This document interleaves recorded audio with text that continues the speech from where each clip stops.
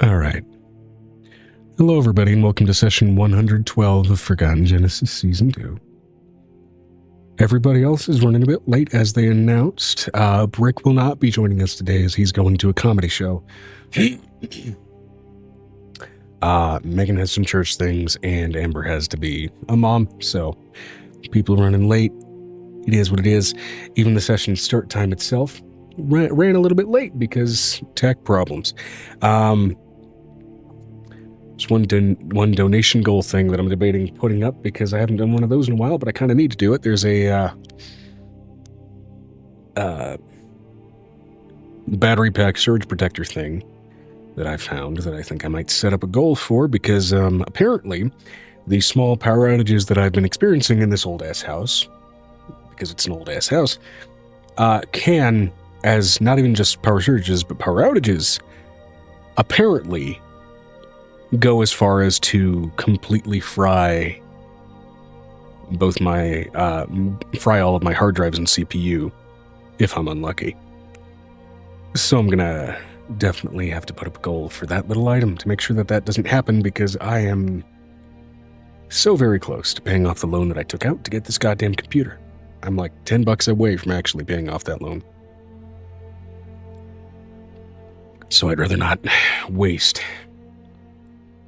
that much time and that much money on something that at least now I know I can feasibly prevent. But we'll get to that later. In the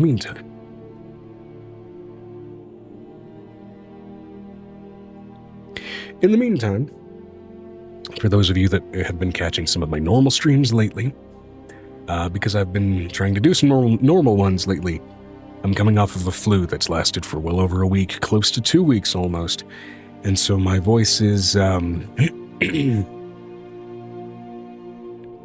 where I like it to be, but that's okay. At the moment, at least, though, as far as characters go, we do have Nestra ready to go. If you want to go ahead and get your inspiration die for a recap, then by all means we can do that. And I will see if I can find a roleplay question to go ahead and carry over for when eventually Amber and eventually Megan do pop themselves in. Otherwise, we have at least some things to go ahead and get started. So, let's see here.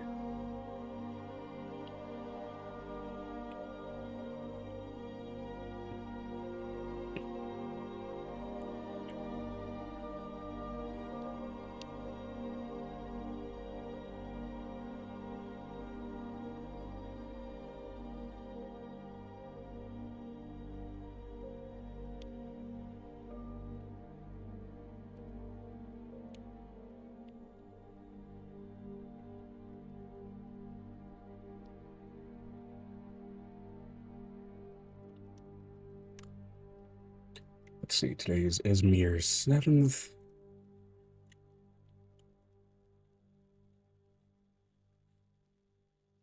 Okay.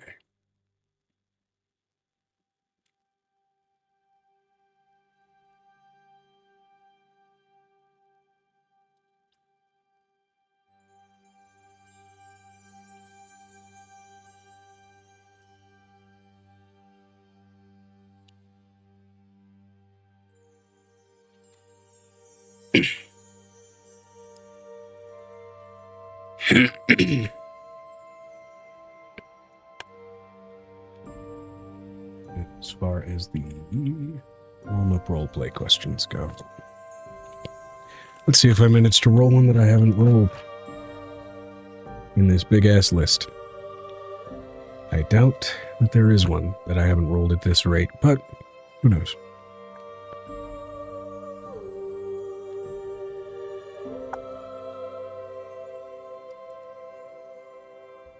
Where the hell is my other data? There it is.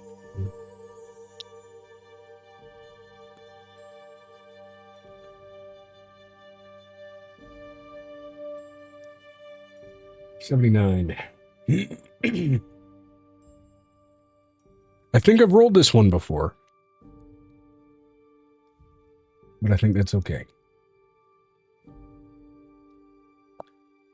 So,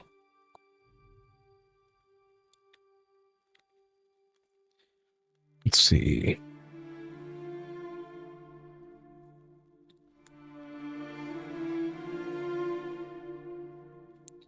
I'm going to write this down so that I don't forget it later, when eventually people are able to filter in.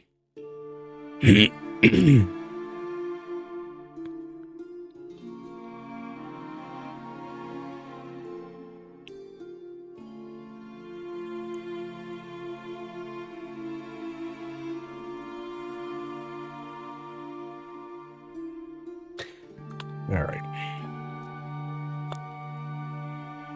Just in case I did roll that one before, the backup. That.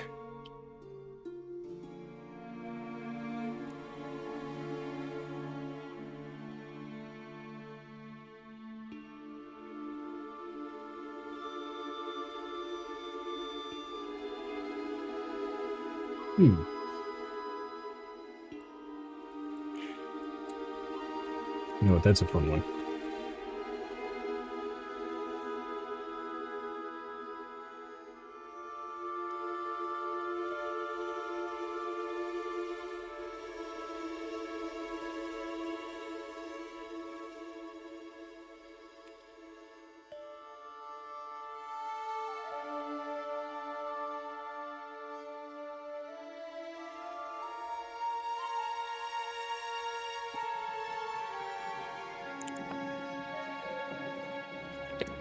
That one I'm actually fairly certain I haven't rolled, so never mind. We're going to go ahead and go with this one.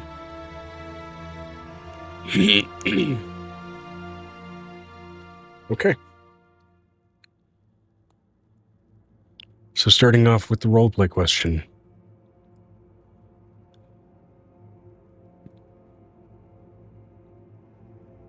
Why is your character's lowest stat their lowest stat? And this would be the roleplay reason, or the roleplay justification for why that is the case.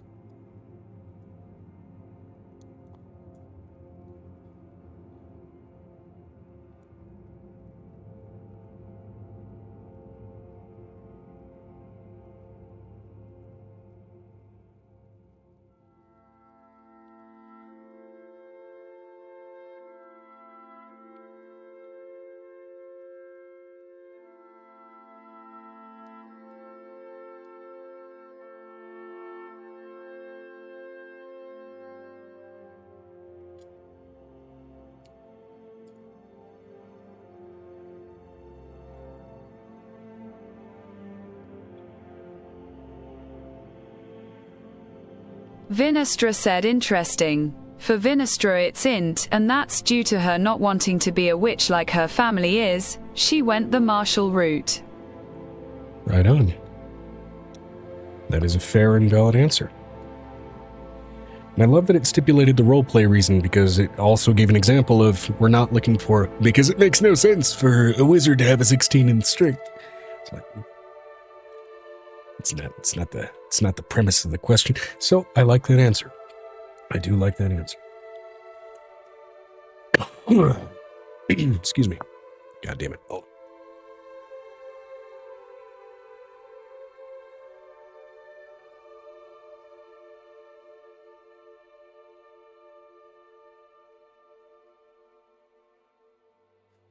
Good question indeed. Yeah. I have a tendency whenever I'm making characters to really try and come up with like a backstory snippet for why each stat is the way it is. It's a fun thing. 𝕲𝖓𝖓 said same. Yeah. It's a fun way to make the character feel a little more alive. I was about to say lived in, which I suppose is technically true. We're inhabiting their intentions, but I digress. So,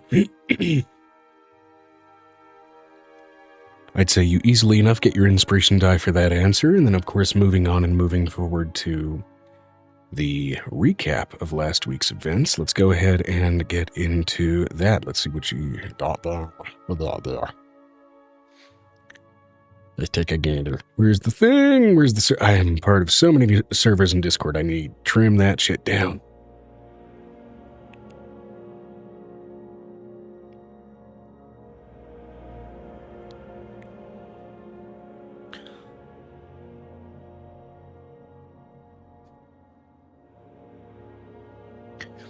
Violet's uncle, cursed with vampirism, got resurrected. Seems like said curse corrupted him to be evil.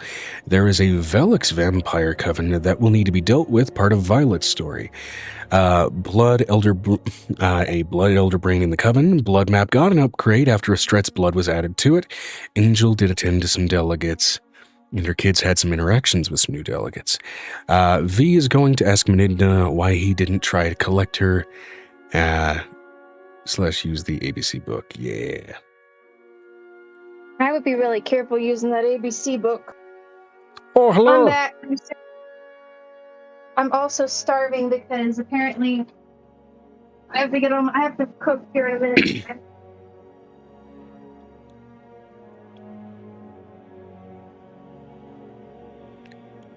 Welcome in, welcome in, welcome in.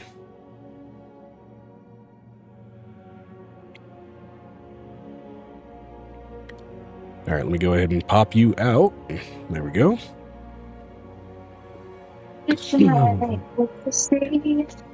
Now, as a note, I did get all of the new camera frames made. I do not have them as part of the overlay yet because I still need to create the mats to actually have the cameras themselves sit within the frames properly without breaking and shit or the camera overlapping. Can't know what to do.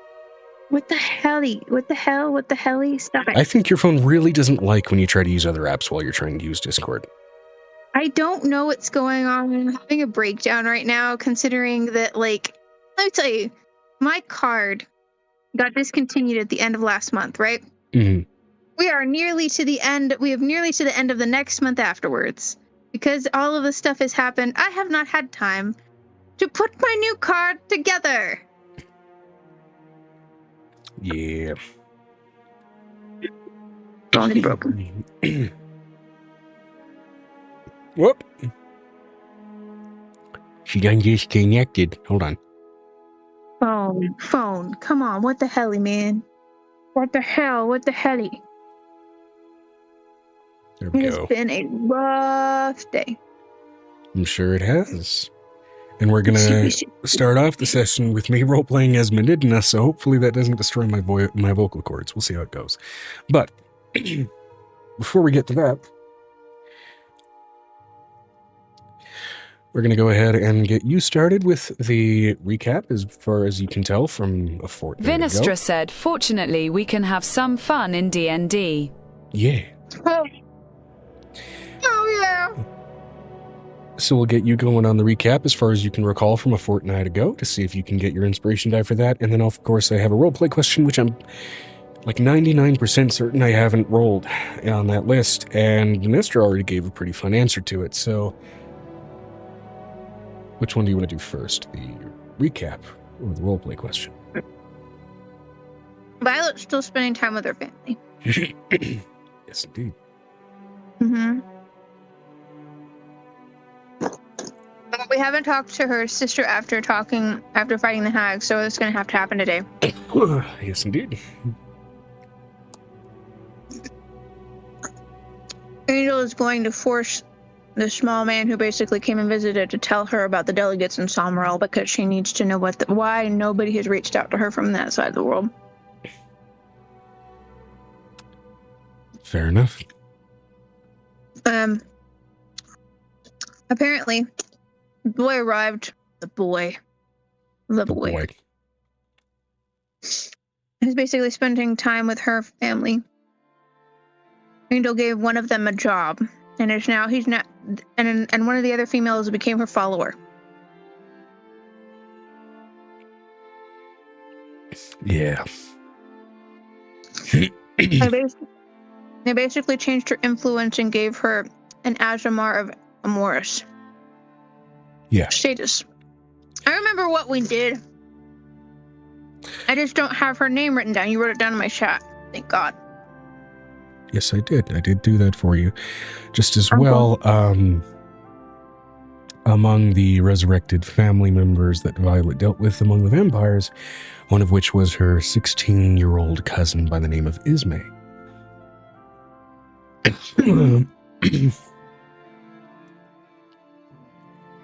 But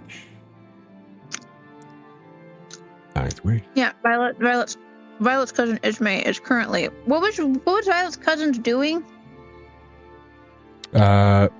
Momentarily being a little bit shocked with coming back to life, and at the moment just trying to adjust.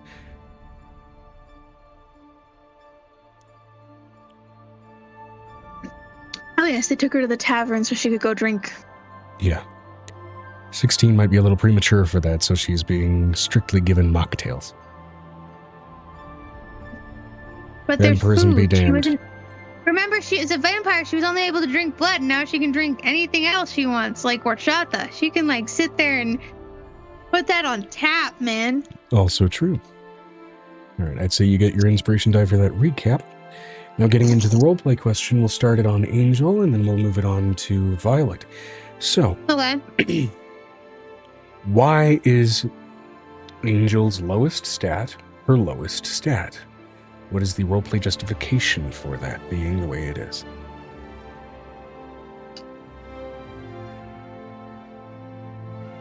What is my lowest stat? I think it's strength. I'm pretty sure. Oh yeah.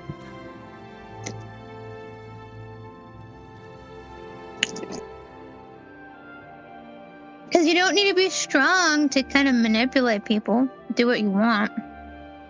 Okay. Felt disinclined to train her physical strength in lieu of pursuing more manipulative skill sets.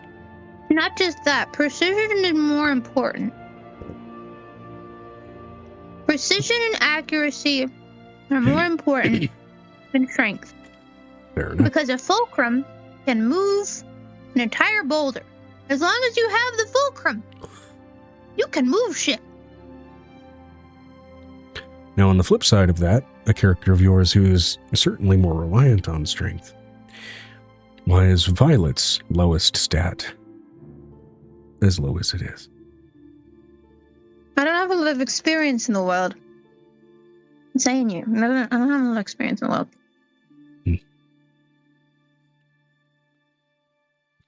Violet's lowest stat is?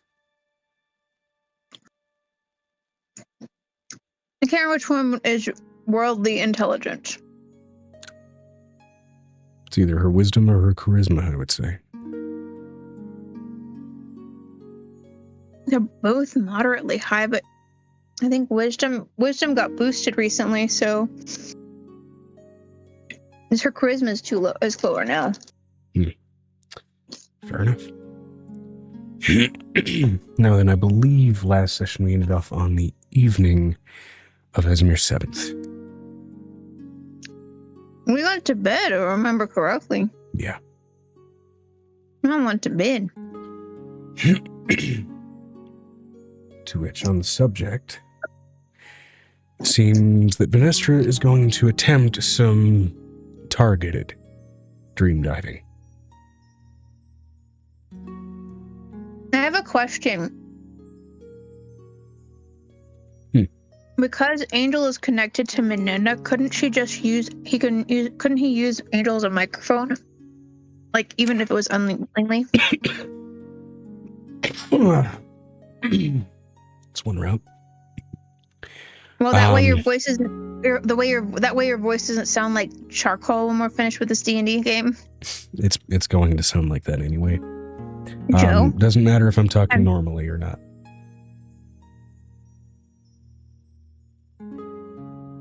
I've learned that even just in the past 2 days.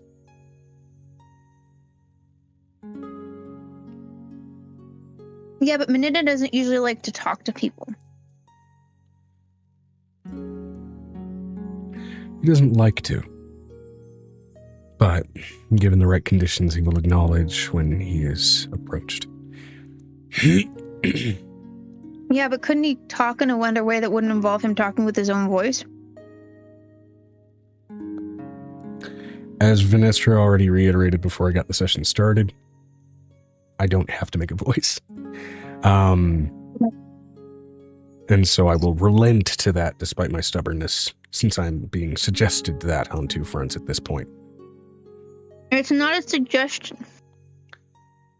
Sure, it's not. Anyway. This is from a person who basically had to learn to not sing during an actual musical. That just sounds annoying.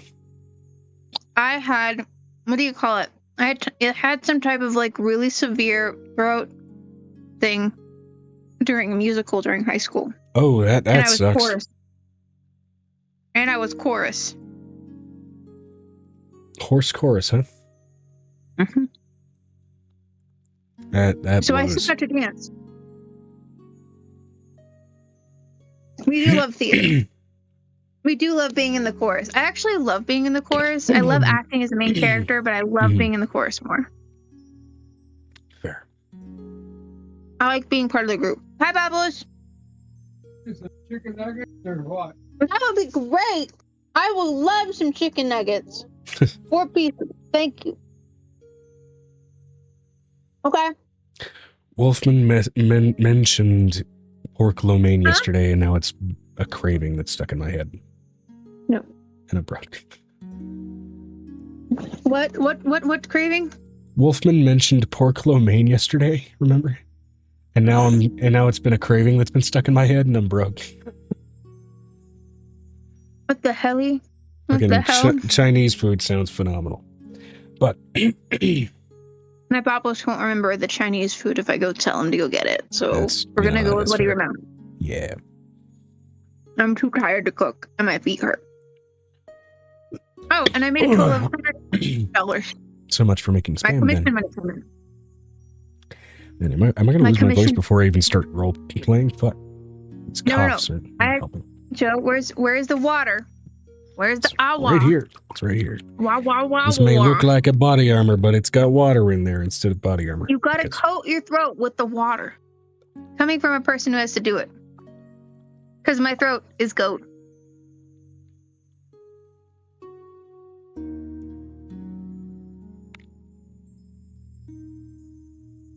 Are you certain about that phrasing?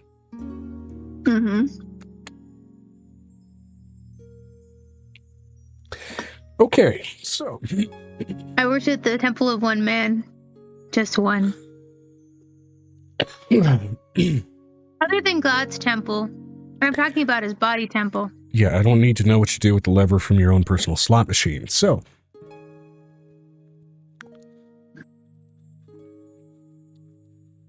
regardless, At least I know how to play the slots. that you do. Let's get on topic. So, Venestra, as night arrives and stars hang in the sky, you have a few options for entreating upon the great old one who claims dominion over the entire Rings area. You can pursue it through your own methods. You can reach out to it using some of your allies as vessels, those who are a little more experienced with involving themselves and interacting with this entity. You can try We could dream any walk number to of him. weird things. Yeah, dream walking is one of the personal routes you can take. It's kind of up to you which one you want to pursue. But whichever one Angel's you do choose to Dreamscape. pursue will change how we kind of roll with this. Angel's Dreamscape leads to Menidna, so I'm just saying. You just have dreams about him since, what, 14? 14, right, Joe? Roughly, if I remember correctly. It's been a while since what- we first had those like early backstory discussions. That was No, it was 16. It was 16. No, it was 14, because she was 14 when she was trying to be... They tried to Vinestra sacrifice. said, so could using commune to contact the dominant power Manidna work. commune would be a route. It would be a little bit thinner of a connection line. And it would have to obey the normal rules of the normal rules of the spell within that confine and within that context. I mean, Angel's probably not going to listen to you even though it's her dream, considering she's like... She's okay with letting Menidna talk and her put headphones on.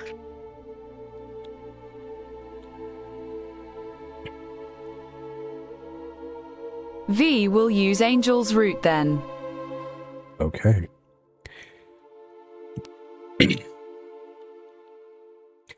At so this now you point, approach having this been with this party for a relatively decent amount of time, at this point you're familiar enough with dipping your toes in each other's dreams. And so venturing over into Angel's subconscious is simple enough.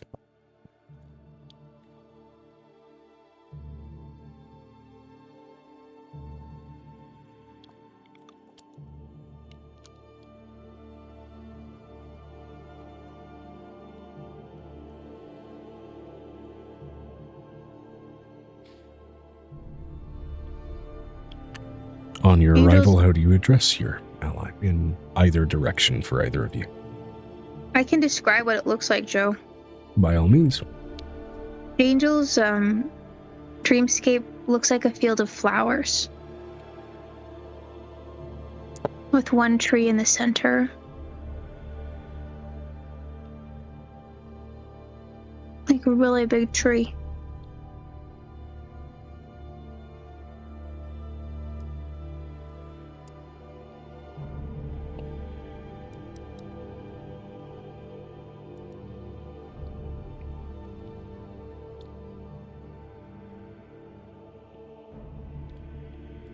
She always used to wonder what trees looked like above ground.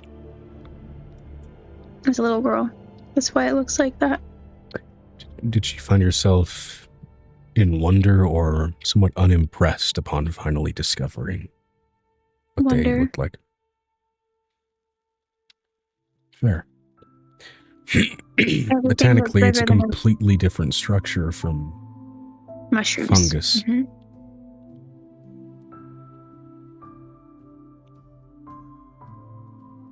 But it's not a completely different structure in the way that the neurons work. Travel. That also depended on the tree. Some have that interaction, some do not. And there are also things on the surface that people called trees that, botanically speaking, are not trees at all. I'm letting you know, you find Nicodemus and Angel talking about, probably almost in a childlike state, basically talking about what they plan to do, like, in the future. This is what she dreams of. Oh wait, what day is it? What day of the week is it? What would it be compared to right now? Let me see. You have to tell me what day it is. Usually the day kind of tells her where she's gonna be. Because Mercerius might be visiting. Esmer 7th is Jorosh. It's basically Sunday right now. Oh, it's God's Day. Nobody's there. It is the tail end of Sunday, kind of moving into Monday.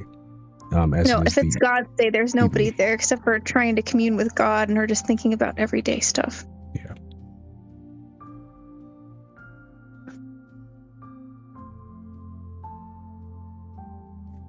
She played poker 2 nights ago. She played what she would have played last night. She would have played like some version of Rollies with Mercerius.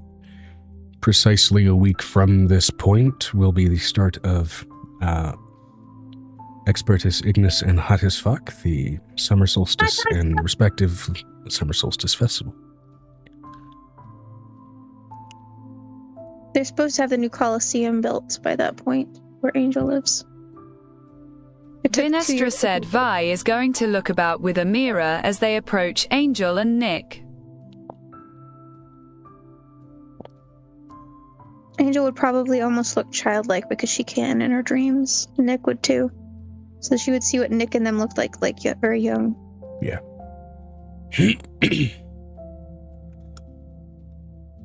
Nick, definitely kind of in an earlier version of his sort of true changeling state. So it's very sort of soft, like light blue skin, same sunken eyes, but there is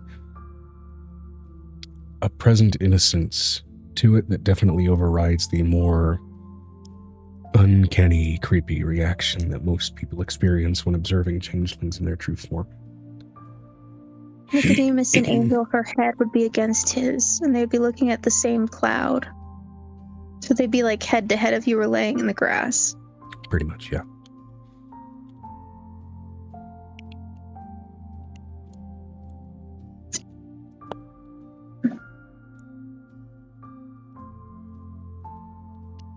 She's telling that cloud looks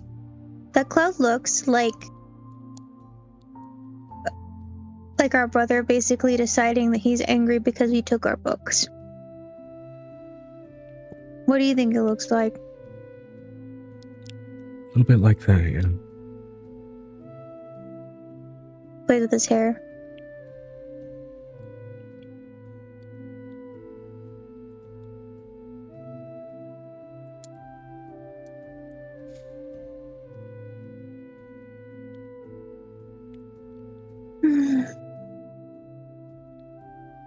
Vinestra said, "So this is what you're dreaming of, Angel."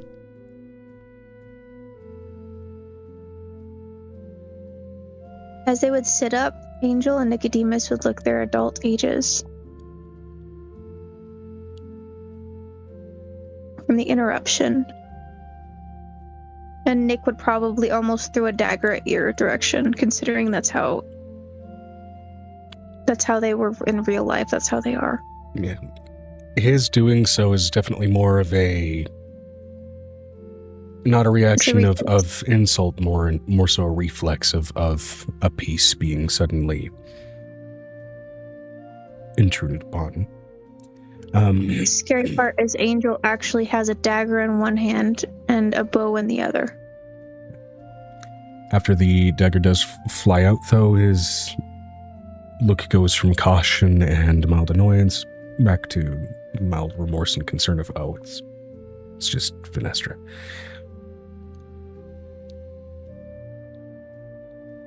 I have a question. Does 𝕲𝖊𝖓 come out the minute he gets nervous because it's a reflex? 𝕲𝖊𝖓 does come out, though, despite your and Nick's sort of immediate transition to adult-like states. 𝕲𝖊𝖓 coming out kind of loosely and clumsily falls out as 𝕲𝖊𝖓 has also been, in this dreamlike state, reduced to the state of basically a wormling of a drake, not even a dragon. He would be a wormling of a dragon still, considering he's already changed. Vinestra said puppy. Yeah. Basically a drake pup. I mean, despite his transition into a full-on dragon at this stage, the regression would go through his personal history. So the prior status of a drake being reflected in that moment before then transitioning back into a full-on adult dragon, realizing who's approaching.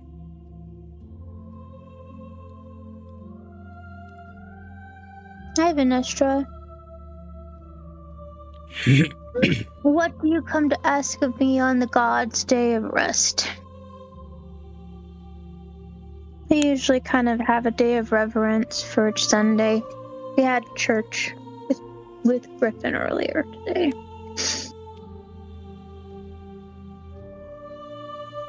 Yes, we still observe Mass on Sunday, even though we believe in multiple cultures and multiple religions.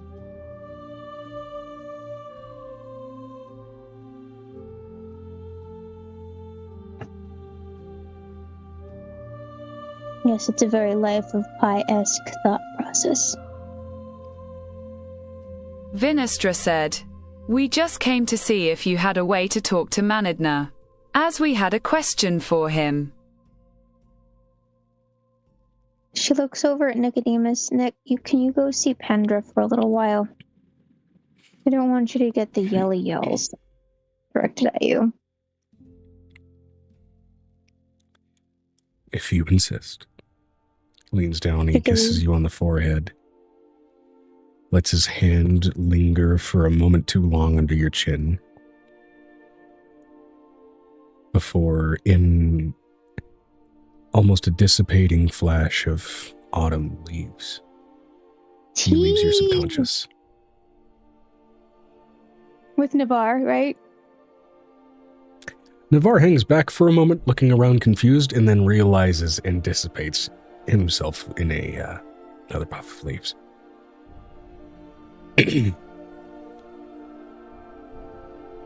Now I'm all flustered.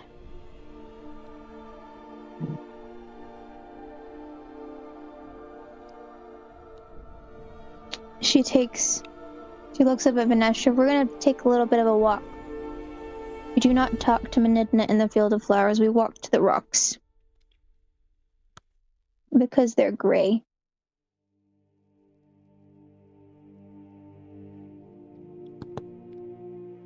And scaly like his skin is when it's dry.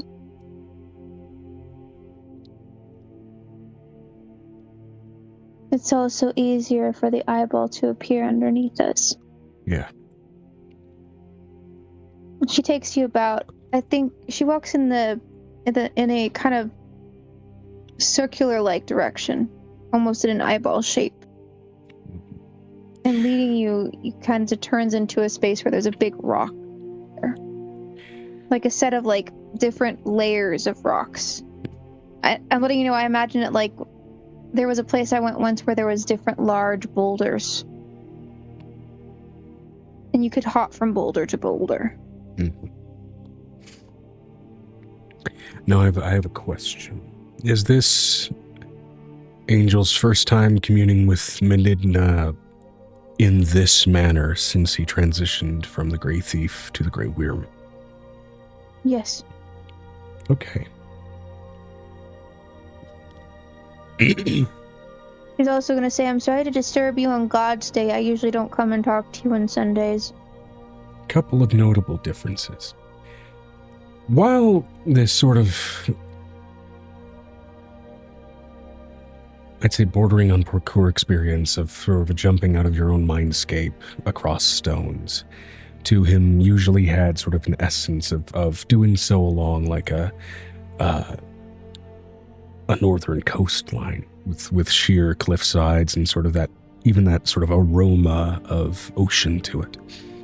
There is even gray skies at that time. The gray skies are still present, though there is no presence of anything oceanic beneath you. It seems like the rocks themselves float and are suspended between each other along root systems, partially connected with a more flightful presence to them, almost along the lines of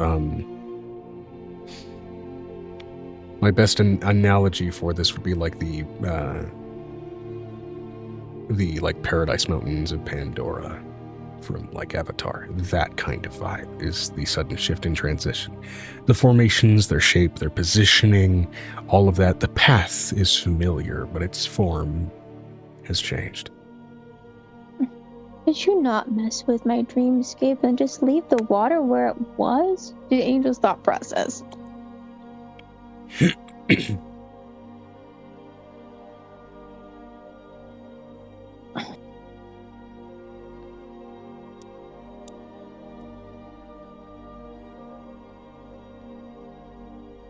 Venturing out and making those sort of familiar motioning patterns of tracing along eyes.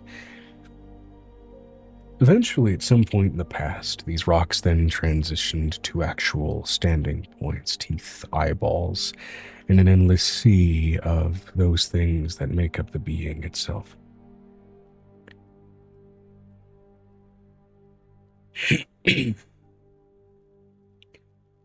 Moving across each one, you can feel that sort of same shift begin to take hold, except the eyes open in alternating directions. They bear clear and apparent draconic slits. The teeth themselves, more direct, more organized. There seems to be a more identifiable form as you move between each of these shapes.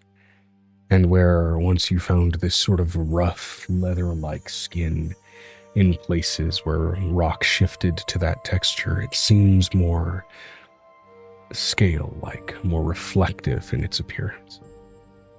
I'm gonna let you know, Venestra, when you notice that her face turns green and she nearly feels like she's gonna vomit.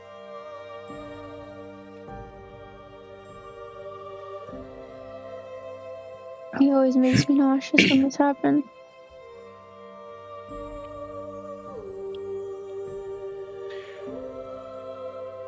And suddenly, through this motion, this ritual, in no time at all, it's like a snap of a moment between that gradual transition between just being in your dreamscape to being in something akin to a conscious reflection of his domain, an infinite expanse of him among gray skies.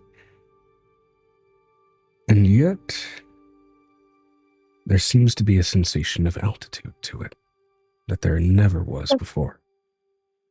Before there was pressure, crushing gravity, as if you were at the bottom of some impossible sea.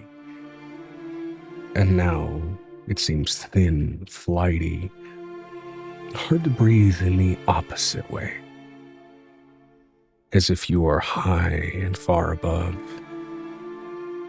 any reach, and a step in the wrong direction could have you fall farther than you could fathom.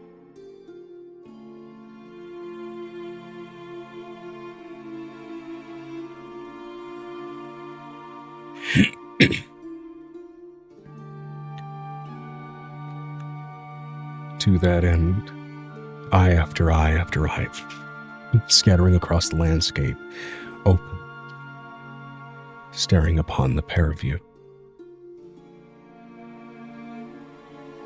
Reading and understanding your intention, Angel, I have a however. question. Is Angel circled by the eyes like she usually is? Yes. Like she's being watched on every direction in the same spot? Yes. However, you are not the only one being circled for once. I have a question. Can I flavor this a little bit?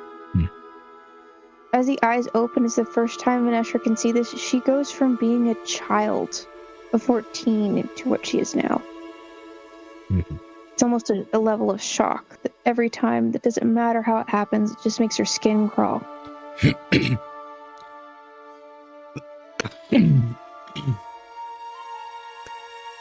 With that, the air takes on that same sort of vibrational tone, something impossible, something massive, something monstrous. But with it, there's a clear animal nature to it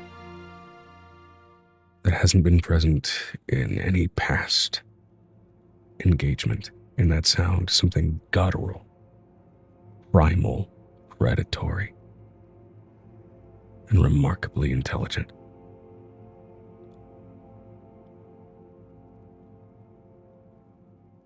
Hello. And as mentioned, for once you're not the only one being circled. Reading your intention, your place here as a guide, rather than the main person of address.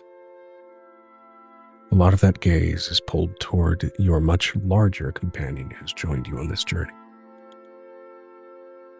It's almost a comical contrast.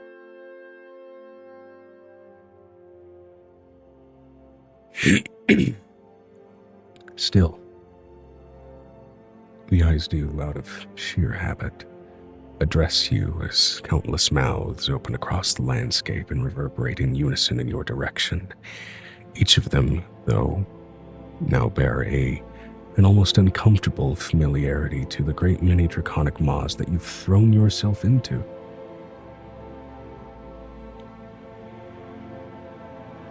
For the sake of a more personal fight. I'm letting you know this is the first time, and this is the first time where Gnidna's going to realize she's not intimidated by that voice. Dragons don't intimidate her at all. There's not an intention to intimidate here. It is just a byproduct of what he is. It's going to be the first time in their existence together where he's not going to see her shiver at the sound of all the voices. Fair enough. It's going to annoy him because it's the only thing he can't do anymore. He may be beyond being annoyed by something like that.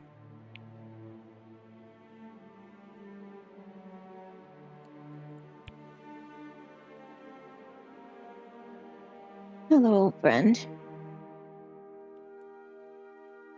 Hello, Subasu. You doing okay?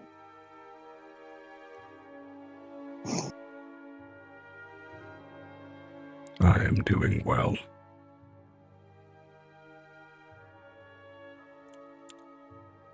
Keep the sun. You and I will keep the sun.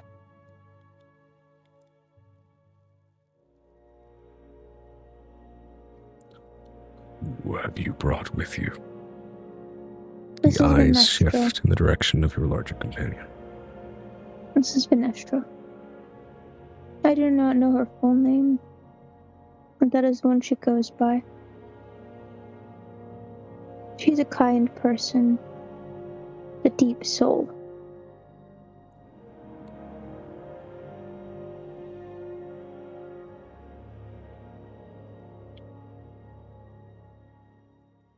She has questions, so I'm going to sit here and if you could do me a big favor and let her have some privacy talking to you. Your ears for a moment are met with this sense of pressure, this infrasound that suddenly seals off any and all background noise. I'm letting you know she falls asleep.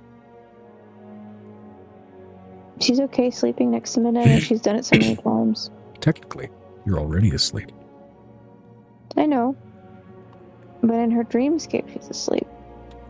It's like being inside of a dream inside of a dream. All right. Remember, she doesn't have no sound in her life. You enter your super subconscious and have to deal with super 𝕲𝖙𝖙𝖊𝖓. No. No, don't say that. Just let me sleep. It's been a long day. Let the small Megan sleep, because Megan needs to sleep. And not like really sleep, just let me close my eyes for a couple of minutes, because I've been standing on my feet all day. Yeah. So, this entity of grand consciousness now turns its focus to you, Vinestra. At request, open to whatever questions you feel the need to ask it.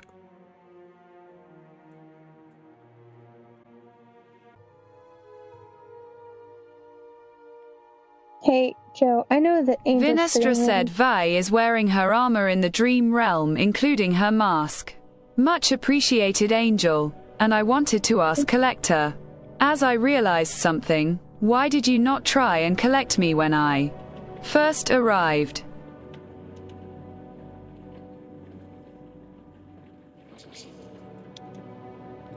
Answering with a quick intensity, initially almost offended by the question, then understanding that you don't really have a way of knowing this without him answering anyway. Still, you can almost feel a shift in the tone in the air, as if to say, it's obvious, isn't it? Without then correcting itself. You are not mine to claim. I made no competition with the one who owned the world you are from for your soul. I had no means to reach them, to compete for you. And you are unique, yes, but you are not of this area and unique. So you are not mine to claim. Your children, should they be born of Zaria, may be another story.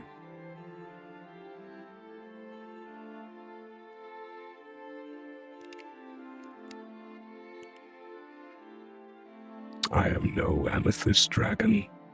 I do not collect foreign things. I collect simply the unique things that are already here and are of here. Joe, Water, I know. no voice. What did we say? That the demon is stubborn and likes to get into character even at his own detriment. Don't do it again. Have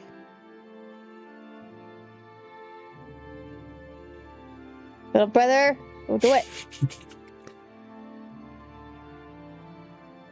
Grrr.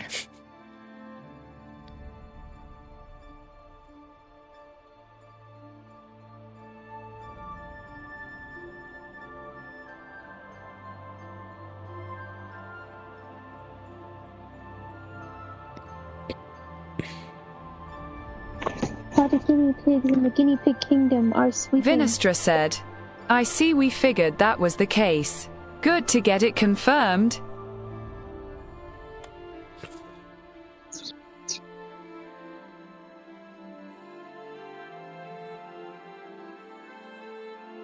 What is it? What Not else moving, it's freaking would you out. ask of me? I can't. She didn't move for a minute. What was that OOC? What else would you ask of me?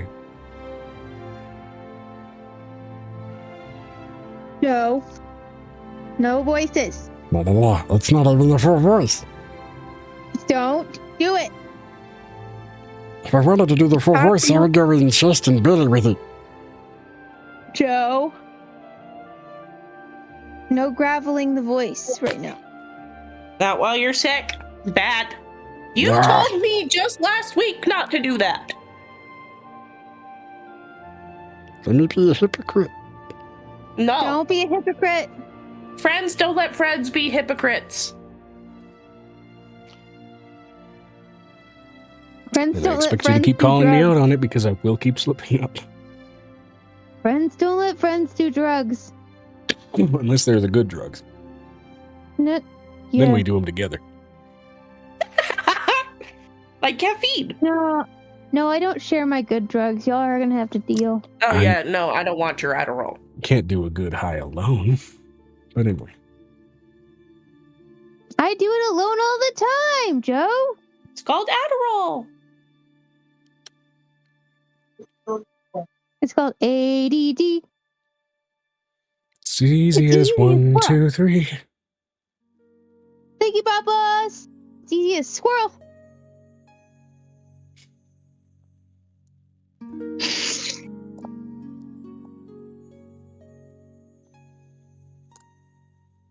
Vinestra said, as for other questions, I was curious if you had any recommendations.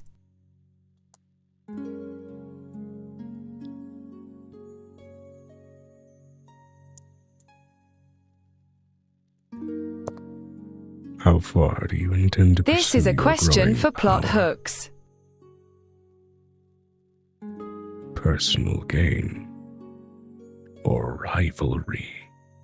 And that word hangs with almost a vicious growl throughout the entire dreamscape.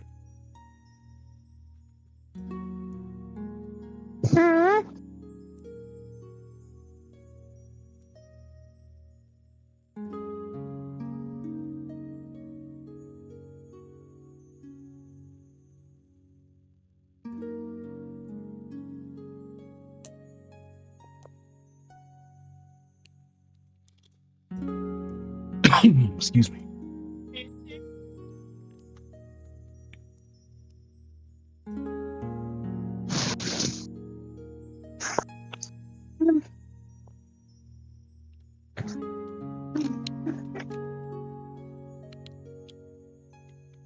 It's easy as squirrel. Vinestra said Vi is going to smile. Don't you fret on that, there's no rivalry here, not unless you intend to do Angel or others harm.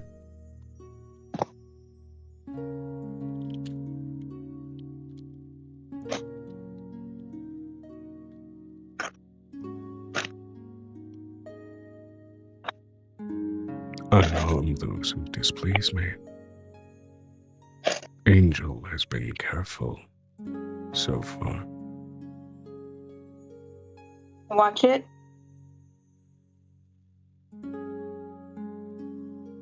Somebody else needs to be careful.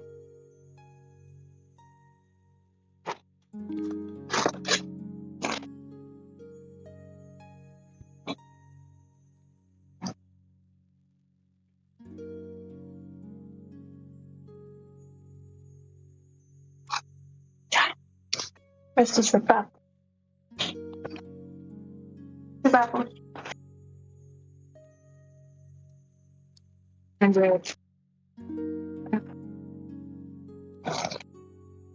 Any more shell?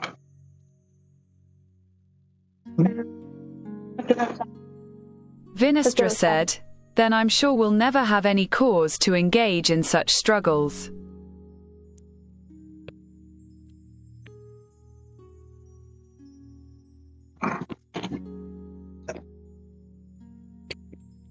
I react to problems as they are made. You don't make any problems. We're fine.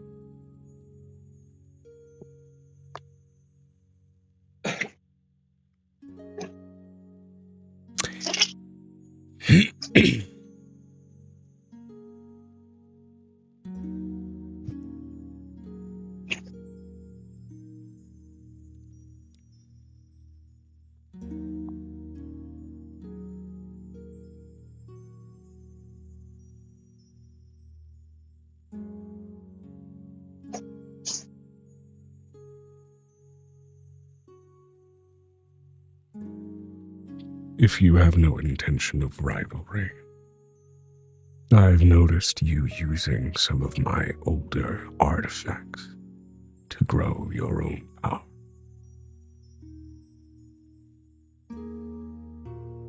I'm operating on a new set of rules myself.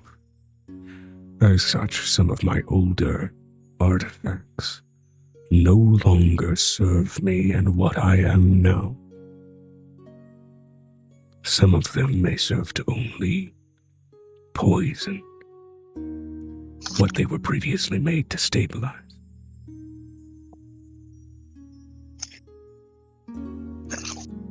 So as I make new things to replace them, by all means, pick up my mess and do with it what you will. Joe, don't deepen the voice.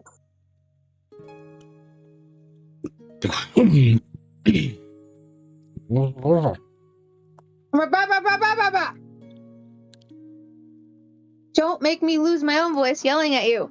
Sorry.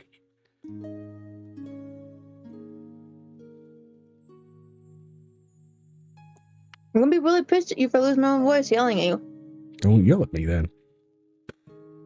Then stop doing the thing she's telling you not to do. I'm trying. No, you're not.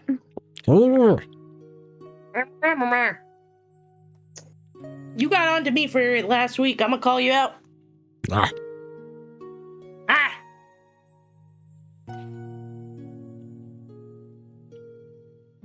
Don't make me put these chicken nuggets away. I'm sorry, that was the weirdest fucking thing. Yeah, what? That means not eating them.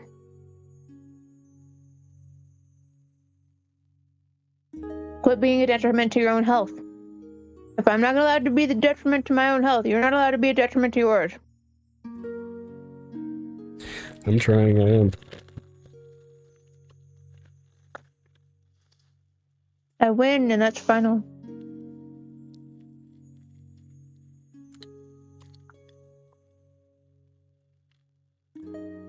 I'm doing my best. No, you're not. I'm doing my best. You're not. Yeah.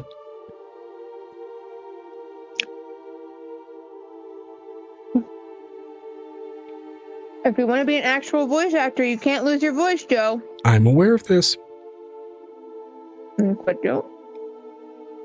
Vinestra said, As said, I have no desire to have to rival you. What I want is adventure. V would nod at Manidna's words. I see will do then. Besides, I'm sure if you send angels such anchors, I'll end up planting your anchor.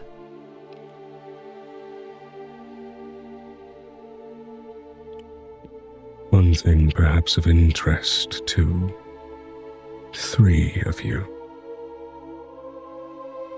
You, Vinestra. Joe? I'm not deepening my voice. I'm doing a whisper tone, and I am not agitating my throat. I'm relying on Okay. a cough drop that I currently have right now. Okay. You, Venestra, you, Subasa, and the one in your company you call Violet.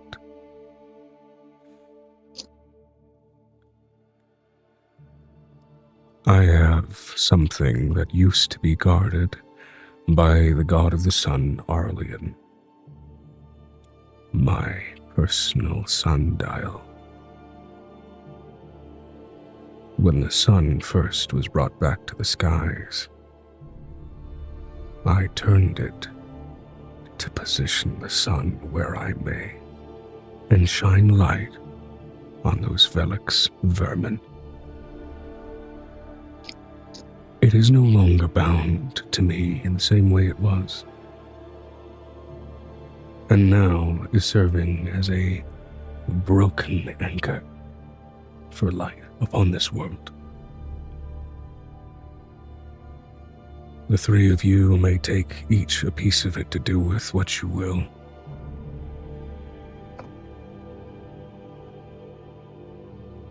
I will have to make something new to replace it.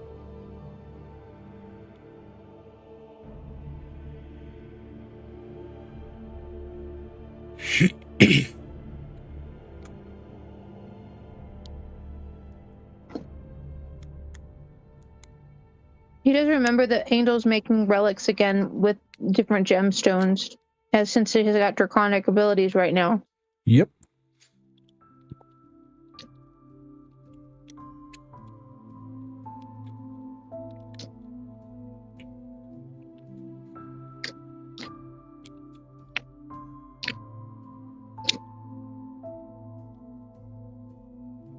Venestra said, "Fascinating, and where would you guide us to locate such an artifact?"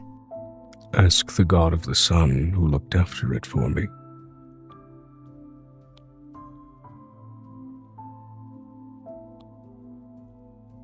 Is he letting Angel know this? Because Angel's TP. He's saying all of this loud enough for the both of you to acknowledge.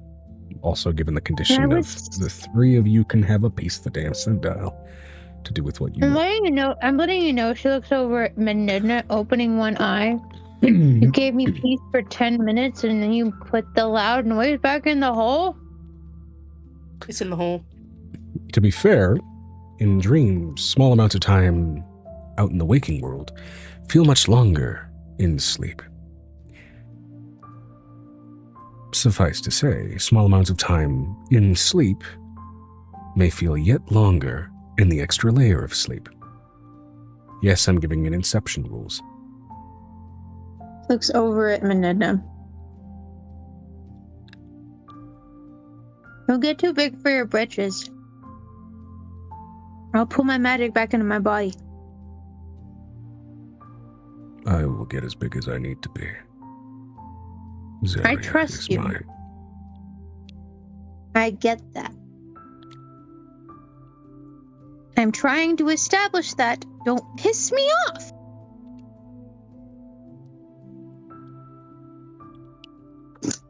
Or I can be like the other Amora and go walking to all the rings and you can't fucking tell me what to do.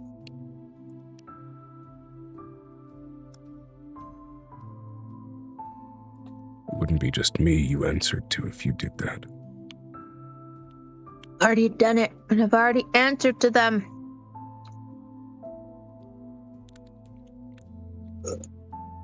Venestra said, "Query, OOC. Does Angel have an artifact weapon, Chancellor?"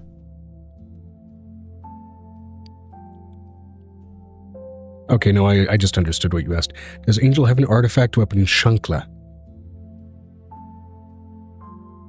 Basically, she's gonna pull on her magic cord that basically pulls on every bit of his draconic magic, considering it's tied to her. Oh my god, that is the equivalent of a chancla. Oh my god. Considering every bit of that key is tied into her body, she's going to pull her magic, start pulling it back into herself. Yeah. You are not the only one with enough pull to make yourself sick. which notably you are feeling some of that pull, especially from the essence of that magic of yourself that you offered him to allow him some stability while he was heavily weakened. However, he is now also operating off of a different tether of power as well. So there's more resistance now than the last time you pulled. He is starting to seed his own power within this. Yes, I can understand that, but he doesn't get to seat himself within me, and I'm basically pulling it back. I am the key. Yeah, she has the fuck. Are you pulling back the bit of your power that you offered him to allow him basically not to die before he got rejuvenated? No, listen. This is what I'm doing. You're not hearing me.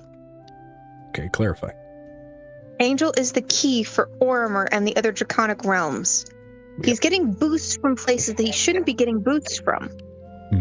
She's pulling the tether because the draconic power comes from inside of her body right now. Yeah. Which even then, there's a great old one which resides over the draconic domains, and it is not 𝕲𝖊𝖓𝖓.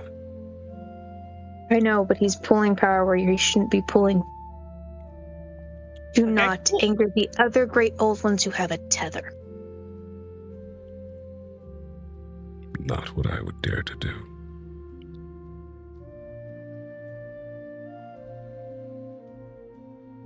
𝕲𝖊𝖓𝖓 is mine. The planes bound to it are not. That I've never claimed. You tried more than once to claim me. We did not originate here, and you know that. And we've had a bargain and agreement since then. Yes, we have. Notably, there's less of a greedy edge to his voice compared to his previous... The best way to put it would be previous incarnation, even though it's still the same entity. Oh, God. So I know that he can understand that he is big enough for his britches, the people who have to fuck with him. Yeah. There is a stronger sense of... You can almost hear pride in how he speaks, with a lessened sense of greed. Draconic pride, yeah. Yeah. Which is funny, because you think with Draconic Essence that would amp up the greediness, but no, it's... If anything, it's more so just focused.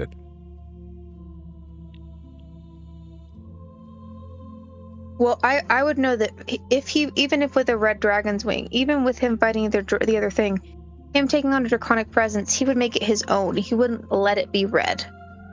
Yeah, which He knows. Which I believe I described at the time. He was absorbing the essence of that event and what had occurred. Not so much just, absorbing and becoming like a great old one version of a red dragon. There is no even visible presence of red anywhere in the domain. I get that, but she's also testing the waters, but considering the draconic, what she knows about dragons. She's testing the waters. Based on what he was already, it would fit a red dragon as much as it would fit a gold dragon. It's a sensation of rulership over a domain, right? Which, to be fair, those two dragons already have, but also 𝕲𝖊𝖓𝖓 already had that even before he was given that sort of draconic essence. And what he's displaying in that regard is still at its core more 𝕲𝖊𝖓𝖓 than it is a specific draconic instinct that's dominating that impulse. And then, he feels Angel feeling pride for him for the first time. Their connection, there's that pride feeling that she has for him. Mm-hmm. Yeah, I will say this. Go ahead and give me, given that you're in a dreamscape, rather than reading like the entity as a pure baseline, I'd say give me a vibe check as opposed to an insight check. To see I've got food next to me. Hold on. Yeah. And this will be just to be basically gleaning what you can about the shift in his behavior, as I'm assuming that's what you're trying to trying to I'm really judging gauge. because, remember, she spent time investigating dragons. She's trying to see where... Hold on. I have to get up here because it's in my way. Ah. Sorry, guys. I want my medals. Hold on. I always have to work at getting... Oh, Unrelated, my scar tissue has been I'm acting getting up like crazy sleepy. today. Huh? Unrelated, my scar tissue's been acting up like crazy today. But it is what it is. An 18 plus 15, I think. Okay. Yeah, that's gonna be a 33. Well beyond what you need to be able to read this.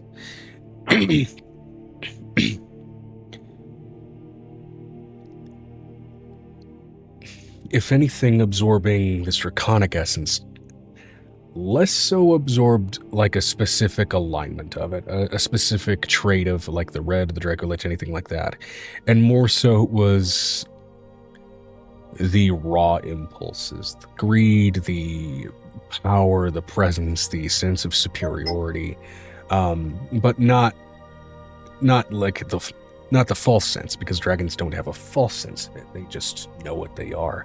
And what you realize you've supplied 𝕲𝖙𝖙𝖊𝖓, this disjointed concept, this great old one who embodied greed, what you've supplied him is an insanely powerful sense of self-awareness.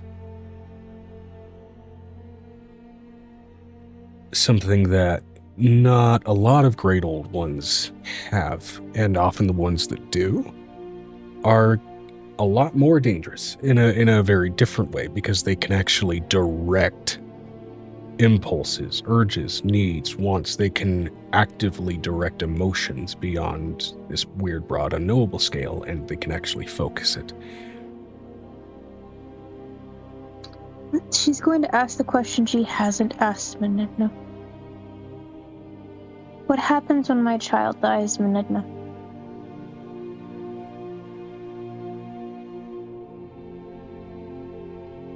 Which one? You've seen my dreams. You've lived them with me.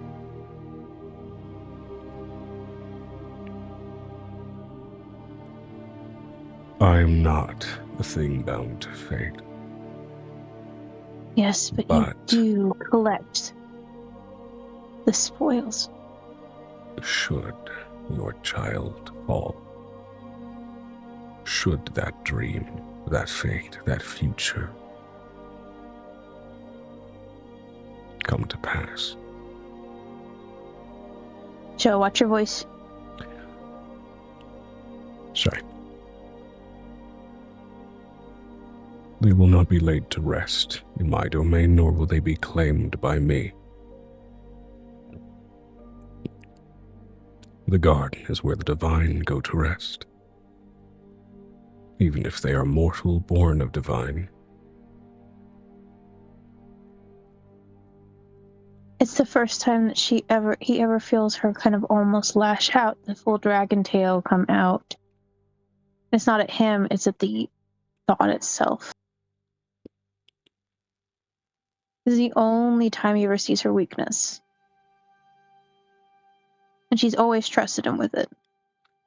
Mm-hmm. Are you making a request? If No. so, you need to say it. No request. I can't argue with what is. The more I argue, I'm just like her. The big thing that sticks out to you from what 𝕲𝖙𝖊𝖓 said was the word if. A being of such harsh black and white certainties gave you an if.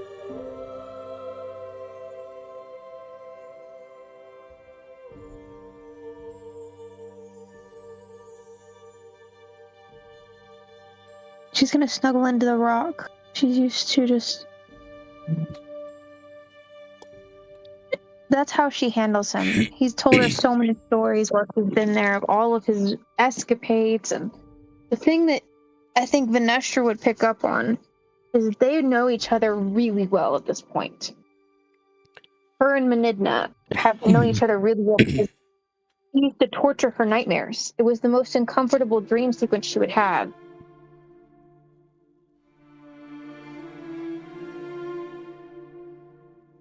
So the fact that she can stay calm now in 𝕲𝖙na's presence, it just speaks to what she is. Mm. And I think 𝕲𝖙na would be seeing what happened to her in 𝕲𝖊𝖓𝖓 realm and how much it changed her and how frustrated she is. Yeah.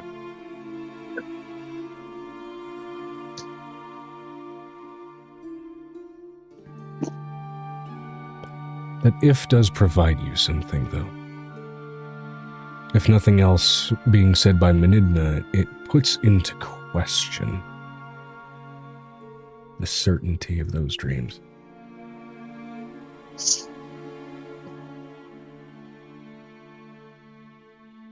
I think he also might want her to sleep. She's also like trying to hope that he's not trying to give her false hope. But he never would give her false hope. He would tell her the absolutes.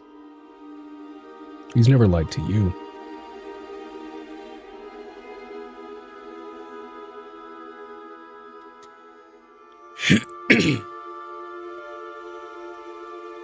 And yes, the intonation with how I phrased that is deliberate. I know, but she's picking up on that, and it's the first time he sees her relax in a while. Notably, while kind of relaxing on this rock as well, yet another kind of smaller change that you're trying to adjust to, where once again it was like this harsh leathery skin where you were sitting down on like a rock racked desert. It has this much stronger sensation of laying upon a body, not of some impossible 𝕲𝖊𝖓𝖓 𝖊𝖓, but of some impossibly misshapen beast. That just makes her sleep easier, Joe. Exactly. The point is there's more almost definition to what you're laying upon.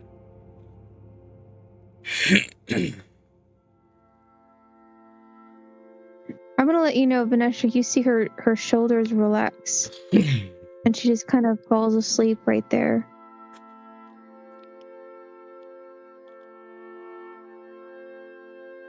Knowing that 𝕲𝖙na will tell her more story of his escapades while she's sleeping, whether she wants it or not.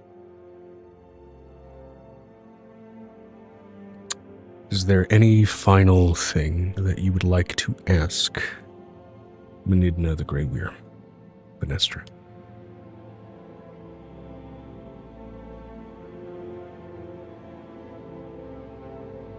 Before this portion of subconsciousness dissolves and you are all respectively sent back to your own sort of 𝕲𝖓𝖓 said, subconscious nope, heart that realms. is everything for now. V is going to go bother our lion, eventually. She Fair looks enough. over it. She's gonna ask 𝕲𝖙na one more question. He was gonna have a question. I have another thought. I know that we have the bones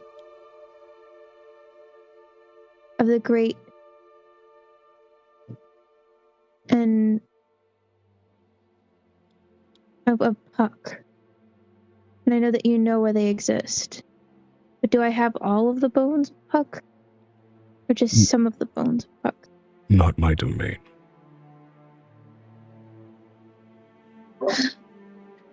Mini Piper in the background.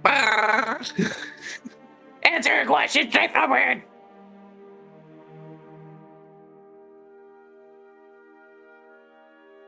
Concerns of the Feywild are the concerns of another great old one. Joe, Puck's bones are not in the Feywild. True. But, well, you know what? Hold on. Let me roll something.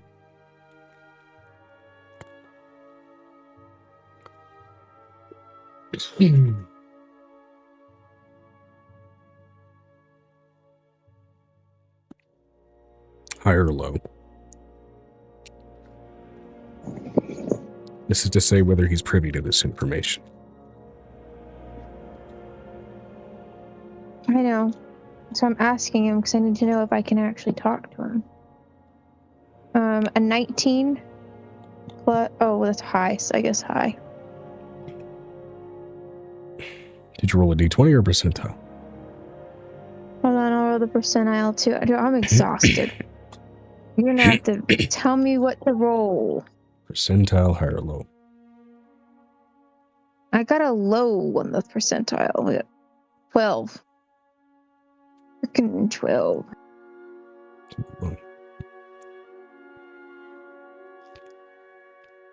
You do not have all of them. It's not helpful. If you want the rest, tell your medical 𝕱𝖊𝖓 to think of a favor to owe me. Ah, like that would happen.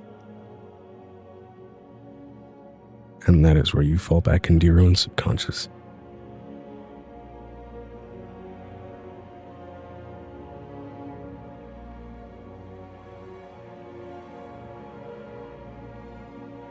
Wait. I do have one.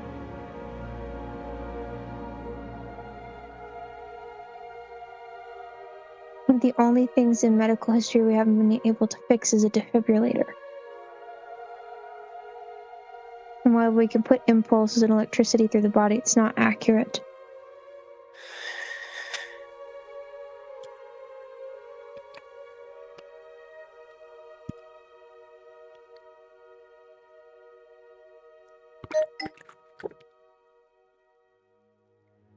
What do Nidda want?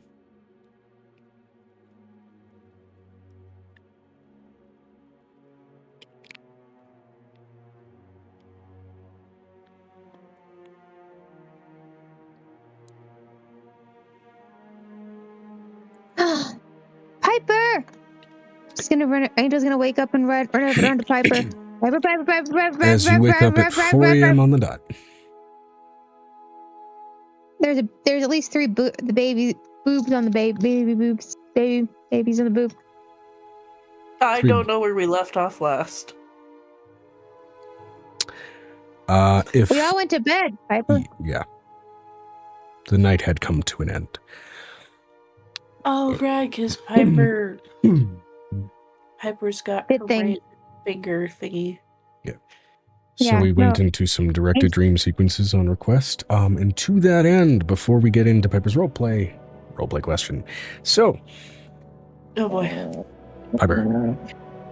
Kabaza. Or I should say Amber, because you have 2 characters. Yes. Why is Piper's lowest stat her lowest stat? And specifically, what is the roleplay justification for that being the case? Hold on, let me go look at. I think it's charisma. Give me a second, I got a looky-loo.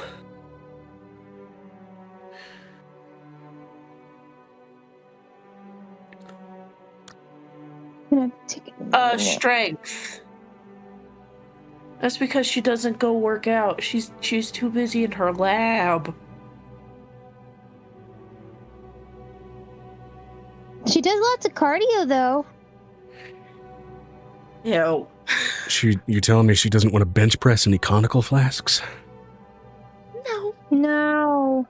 No. I don't even know what those are. It's a cone-shaped flask. Vinestra said she doesn't want a bare hand rib spread. What? She's not going to understand that, guys. Anyway. Moving that on to Bruce then. Why is Bruce's lowest stat his lowest stat? The roleplay reason or justification for that? His is dexterity, and that's because he's a big giant dog. You know how big giant dogs think that they are lap dubs? Yeah. Same energy. Just sentient. Fair enough. The amount of times I've watched my dog slip and slide all over the floor because she's trying to use her nails on the vinyl flooring. It doesn't work. Vinyl doesn't really provide much grip. No. Not even with grippy socks. But anyway. No. What? Hold. Hold, little brother, hold. All I mentioned was grippy socks. Definitely, yeah. Any correlation with those were not mine to vocalize, and so therefore not my sin. So, Angel, going to find Piper at 4 a.m.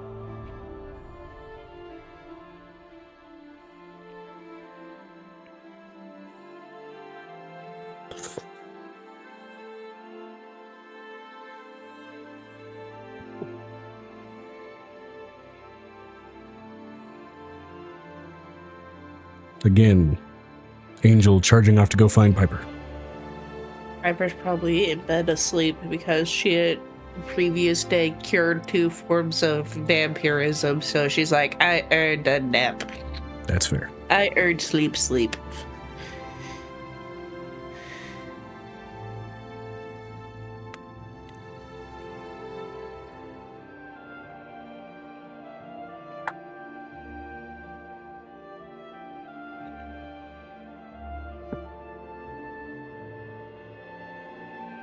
Megan?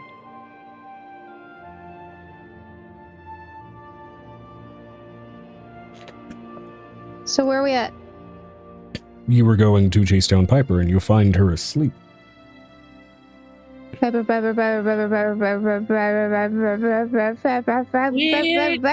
Puts a robot, just walks to the door. I'm coming. Give me a second. It's 4 in the morning. In all actuality, that is how me and Megan are like Megan at like 6 o'clock in the morning. Amber, no. God forbid I finally get the funds to stay at your house. You're going to be a hell of an alarm clock, aren't you? Yes. I'm letting you know, I play music in the morning and Amber used to wake up to it and then go back to bed. She looks over at Piper. Hey. What? What?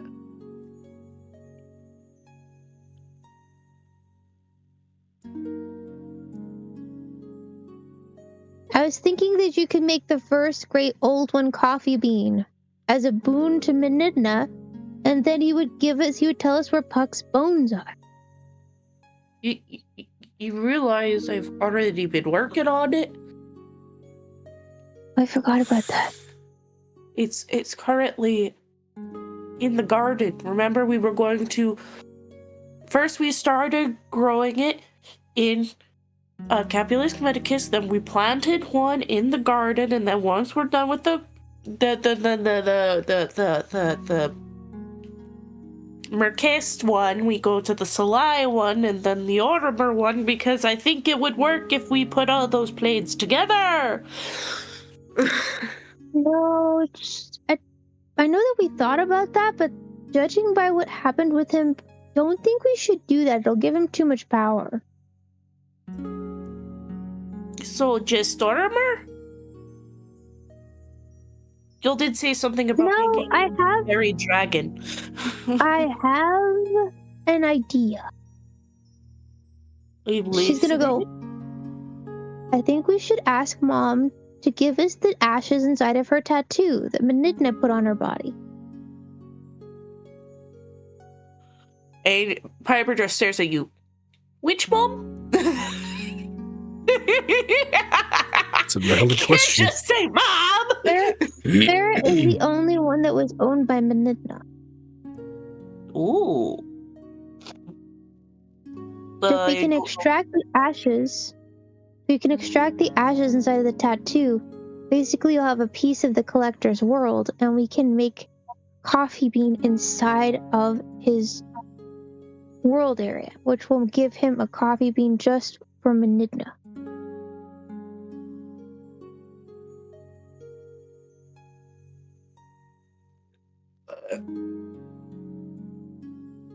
Why did that burp reset my brain? What the fuck? What did you just say? That's embarrassing. Using the ashes inside of her tattoo, because she's always wanted to have it removed.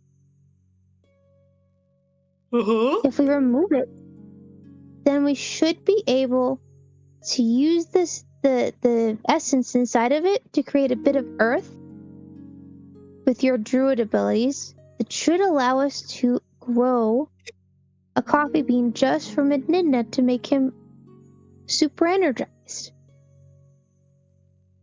Like a coffee bean tree that he can grow in his own garden. I mean, we'll have to go grab whatever's ready in the garden first. Why don't you just ask 𝕲𝖓𝖓𝖓𝖊𝖓, because that's what they were supposed to be able to do. Because I already had it started. She's like, I don't want to start over. Let me finish the task. Okay. She puts her hand on both sides of her face. Great job doing your homework. Now redo it. She puts her hand on both sides of her face. That is exactly how Piper feels. She looks over at Piper. I'm going to repeat this for you. I need you to understand. I just handed him a great wing of something that happened back in time. Do you think I want him taking over every other ring and then being the great old one with has too much power? And then she's basically thinking this straight into Piper's head.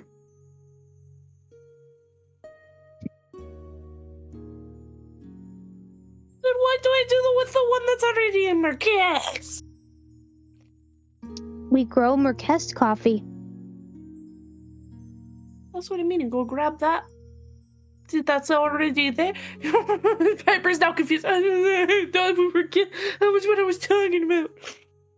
Piper, I'm letting you know she's interchangeably called it piece of the garden and Marquez because Malika's player is tired. Yes, but the garden is not where great old ones go to die.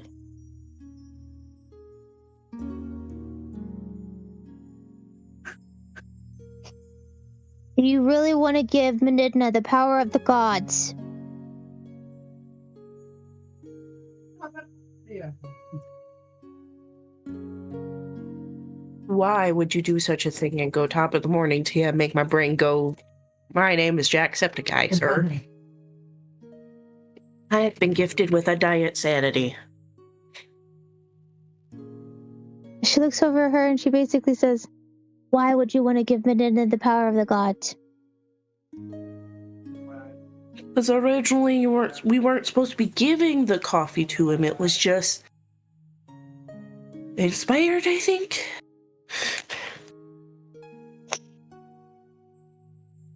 We need Puck's bones, and 𝕲𝖙na knows where they are.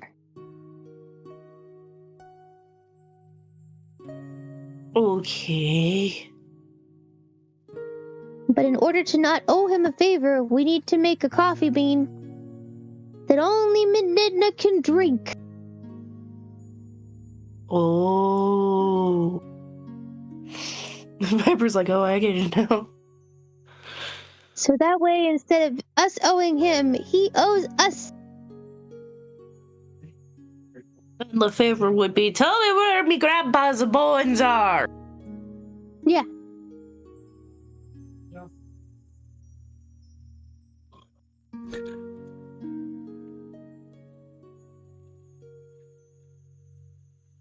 Okay, fascinating. So the goal is now make a great old brew. Gotcha. Yes. Yes. All right. Well, let me go get my coffee. Piper's like, I'm sleeping. I didn't want to wake up. I'm gonna go get Umakiku. She's gonna summon Umakiku out of the ether, even though Umakiku has class today. Or doesn't have class today. It has class on Monday.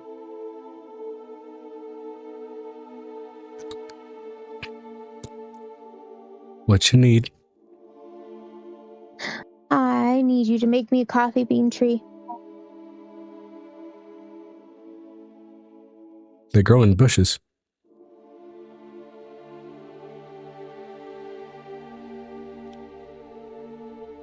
She gives her daughter It's a bean. like a They only 30 stay miles at- away.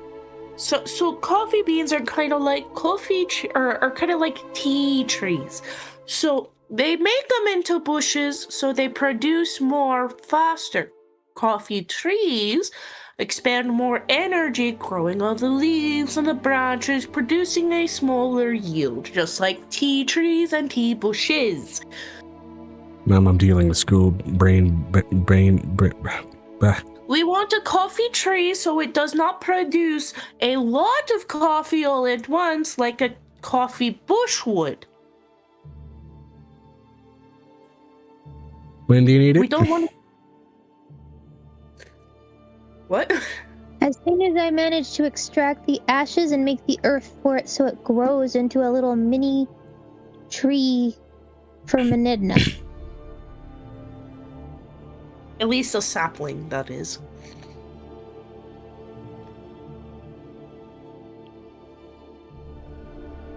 Sure, I can do that. Thank you. She's gonna run to Farah next. Mom. Yes, Piper what just- do you need? Piper just I brewing am coffee sorry. as she goes. I'm gonna just like with a coffee brewer chasing Angel down, little fire underneath it. No, You Piper have is lava. essentially caught her in her bedroom. She is seemingly alone, sitting on a very, very large bed with the covers mostly over her.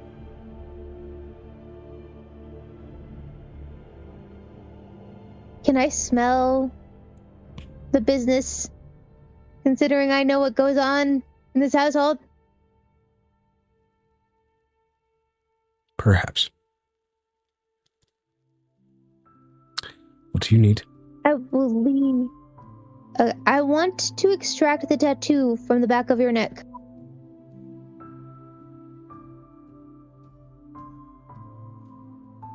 We want to make a trade with 𝕲𝖓𝖓𝖊𝖓 information for a coffee made specifically for him. But I I need need all the the ashes. But I need the ashes from the tattoo in your neck.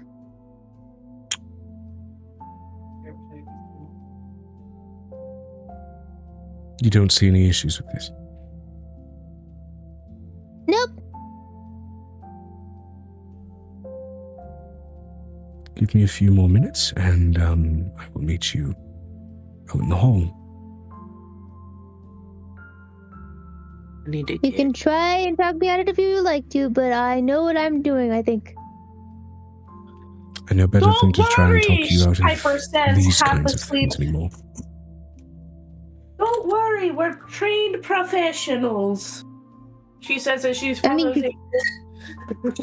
If you can out strategize trying to find Puck's bones and ask 𝕲𝖓𝖓𝖊𝖓𝖓 where they might be, considering he is a collector, you might have an idea where they might all be. Right, don't talk about bones right now. Just, I'll meet you out in the hall in a few minutes. Okay, I'll talk about boner farts instead, okay? I swear you hear a mildly Russian-sounding deep-throated chuckle. It's not coming from Farah. I know. She basically leaves as she shuts the door and hears the chuckle. My dongle! Sorry. That was unnecessarily loud. I apologize. Coincidentally, Zeus also yells that. No, I'm kidding. Ew.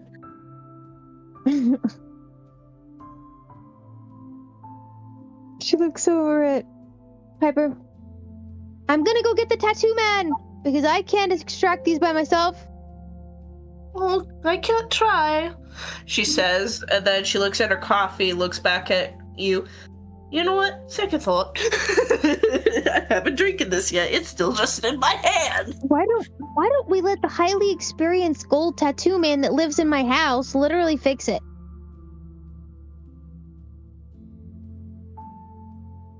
Fix it, Felix.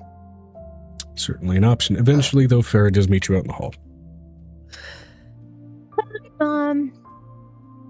Hello. So what do you need? We need the ashes and the tattoo on your neck, so I'm basically gonna have to go and talk to Golden Tattoo Man. Piper's already walking off to wherever the Golden Tattoo Man place is in the castle. Right. With her coffee just...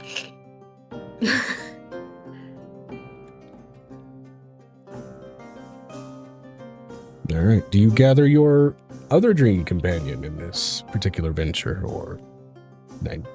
Yeah, maybe Vanessa might be able to, because she's working with all the great old one stuff, she might be able to help us. We have to drop by Vanestra's room first before we head there. I'll just grab the tattoo and take him to Vanestra's room. No, because he needs his tools. You know they can carry their tools, right? I don't do that. I make them go to the rooms, considering that there's soundproofing in that room that doesn't attach it to the house. There's unaccompanied soundproofing.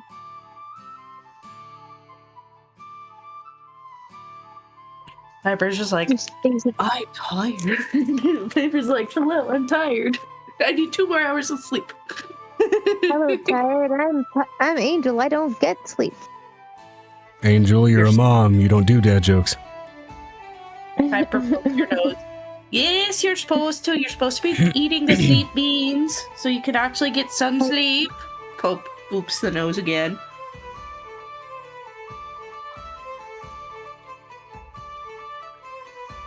She walks over to the extra door and knocks vehemently. All right. And she's gonna do this. She's gonna do the Sheldon. Knock, knock, knock, Vanessa. Knock, knock, knock, Vanessa. Knock, knock, knock, Vanessa. You hear a vehement Sheldon-esque knock in the lower quarter of your door, Vanessa, at what about now would be 5 in the morning.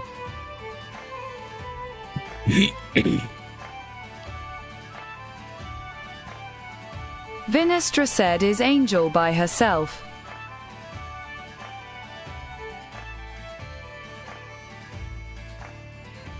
No, Piper's behind her with coffee in hand, considering she made them. And you see her brewing another cup in her other hand because she realizes it's gonna be a rough morning.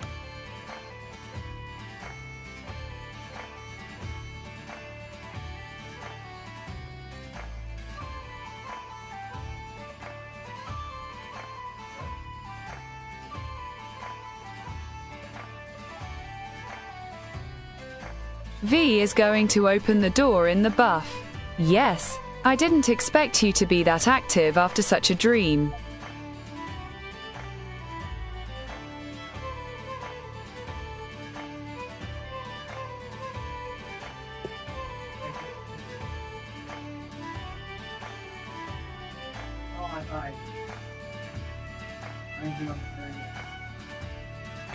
Does Angel have anything to respond to that? Megan? We are going to... What? We'll repeat that? Vanessa said she didn't expect you to be so active after such a dream.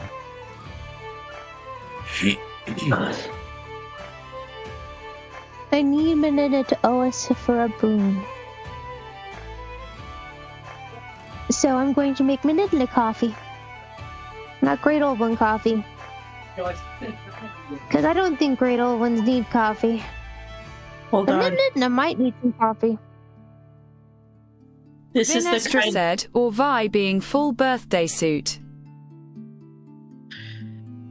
Oh, that's a lot of Vinestra. In session at Yeller, you see the coffee maker Angel has, or Piper has in her hand that she's using to brew the coffee. Right on. Angel's like, you can join us in the tattoo man's parlor.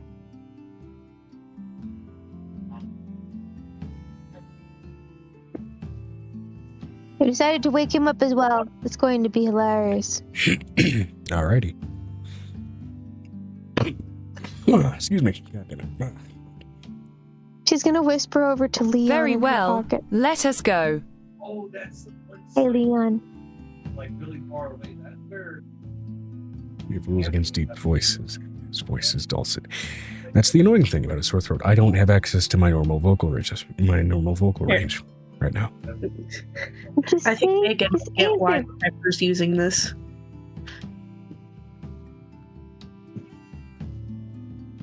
I sent it to text you so it'd be easier for you to see. Oh my god. She's holding the top. She's holding wherever the water reservoir is supposed to sit and using her lava hand as a heat source. So she's just brewing it in her hand. That'll do it.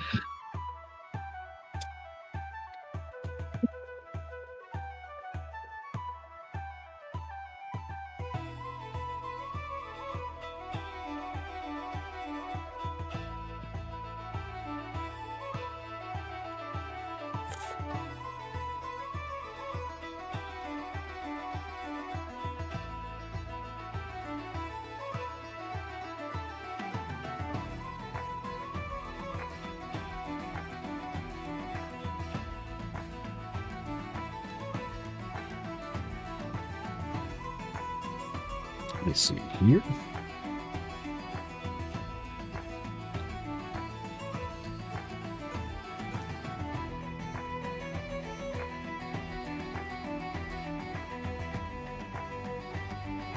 All right, that was Vanistra with a very well let us go, and then you guys were going to go ahead and...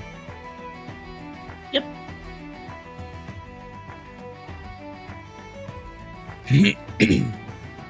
Venture off to the tattoo man and the tattoo parlor. Easy enough to make your way down there. With, of course, Yes. Farah in tow. Yes, thank you, sir. Now, I have introduced an absurd quantity of NPCs throughout the 6 years of this campaign. And especially given my prior near 2 weeks of sickness, my memory isn't super great from characters I've created. Anyone care to remind me who the fuck this dude is? Hello. Oh my god, I can hear everything outside. He's the apprentice of the guy that did the original golden tattoos for us. The one that lives in the tower that's Griffin's friend.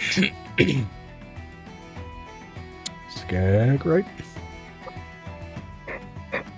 Huh? Skag?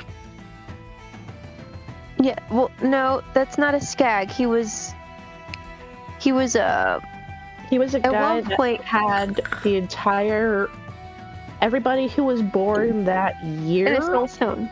in one person. Oh, that guy. All the notes on that guy was on the server that got nuked. Yes, but I basically employed his apprentice in the 2 years Yeah, okay. during that time.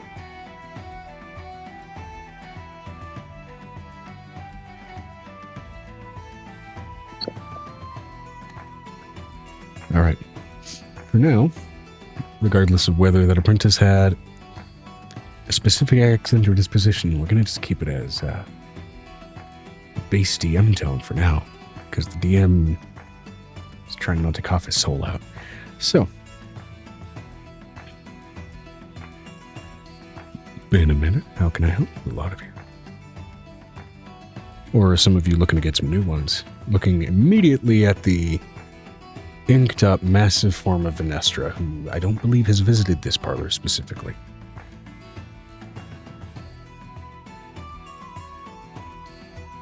At the moment, at least in recent times, it's been a lot more decorated with more artistic renditions of tattoo samples and examples and things of all sorts, many of which have ink coloration examples as well as gemstone ink and metallic ink examples for doing enchanted tattoos.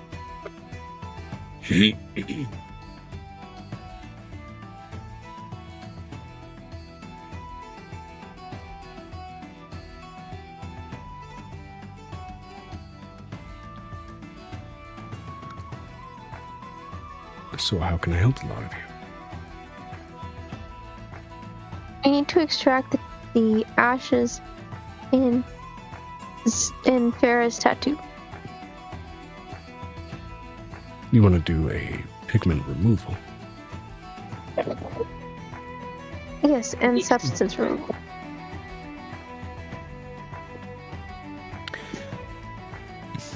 Is the tattoo standard or is it enchantment? Not sure. You have to ask her. Looks at Farah. It's enchanted it to an standard? extent.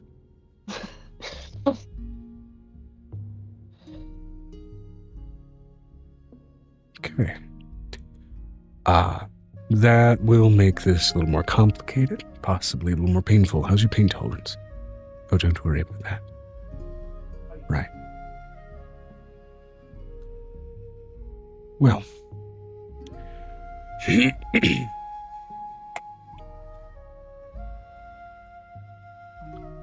Rather than getting out any sort of standard tool set or enchanted implement or even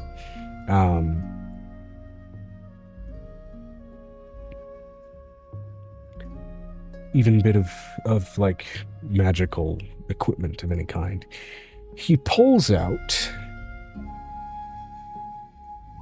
this twisted and gnarly looking ferret that, as it opens its mouth, a leech's proboscis kind of ejects itself from its throat. A ferret? A ferret. Notably, every inch of its fur seems to be like twinged with specks of crimson, and otherwise the bits of the fur that would otherwise have been gray are instead almost a rust-colored tinge. It looks like a monstrous mockery of something that was maybe made to look like a ferret to draw in less than cautious creatures.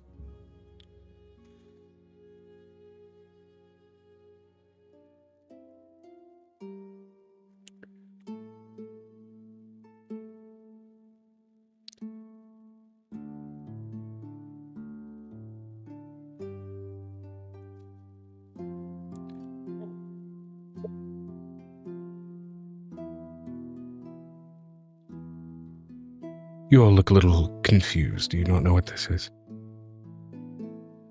Mm-hmm. This is a 𝕱𝖓𝖓.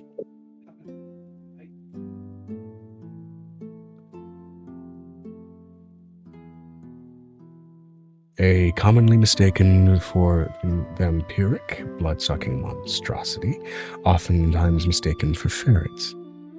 The 𝕱𝖓𝖓, this lovely little bastard, is my personal little Jeremy. He is phenomenal for extracting arcane essences from already inked up and handled flesh, and since he cannot actually digest any of the magically bound substances, it's easy enough to also then extract from him without any proper damage to the substance. Just as well, far less damaging than most other extraction methods. The only caveat is if I leave him on for too long, the customer may get sleepy, or worse, if I really leave him on for too long. But that's neither here nor there.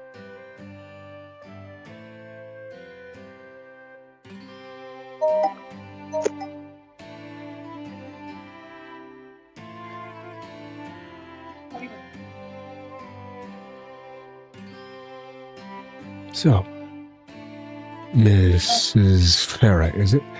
Are you squeamish around monstrous little creatures like this? No, I've dealt with so much worse. Are you squeamish insofar as letting it willingly latch onto the back of your neck? Not something I would normally do, but go for it.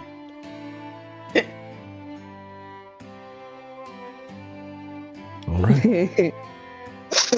It's funny.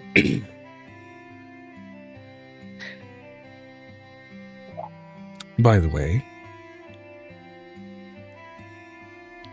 sometimes he can release a paralyzing agent. So if you find yourself unable to move for the first couple hours after he's been removed, I do apologize. It's just kind of part of the deal. Hyper just pulling out anti-paralytic. Got you covered.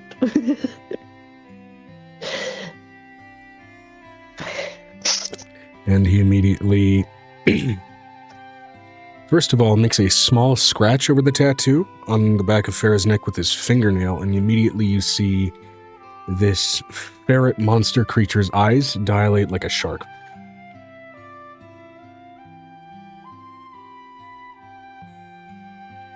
I need you to hit that spot exactly, buddy. Can you do that?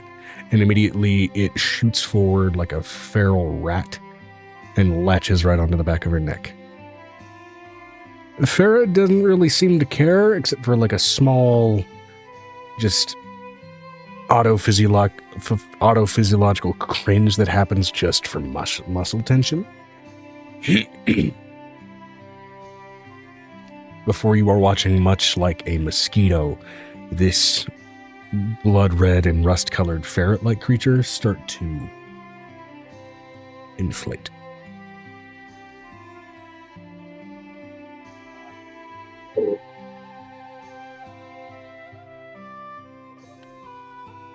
And he's waiting for a good while until finally this thing sounds like it's choking. Okay, looks like we got it. And he goes to pull the ferret off, and it takes a minute as the proboscis gets a few inches of extension away from its body before finally that itself unlatches. In a small, somewhat disturbing gout of crimson before it retracts back into the body, and he turns the ferret over and shakes it like he's trying to shake out a rag, as then specks of this deep, like charcoal gray colored, almost light absorbing dust just kind of gather on a small metal platter next to Farah. You may want to rest for at least a few hours to recover what he tried to drink.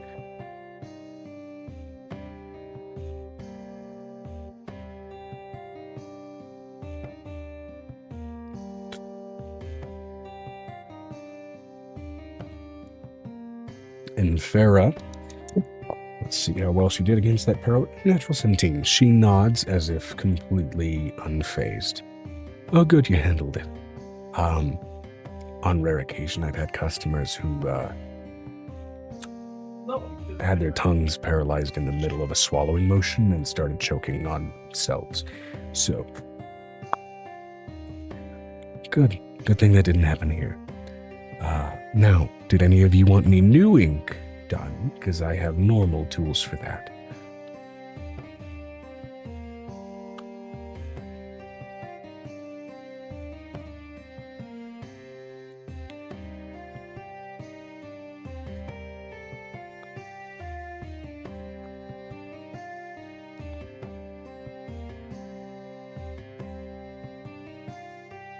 No, I think I'm good.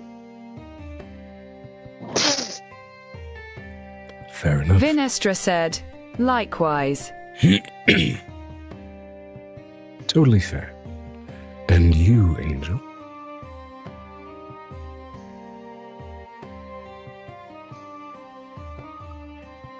I'd certainly like to take more free advantage of a canvas if I can.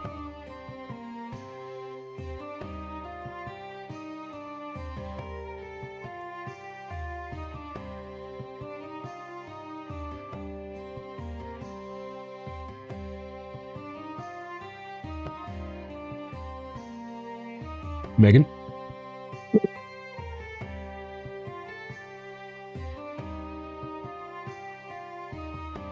Again.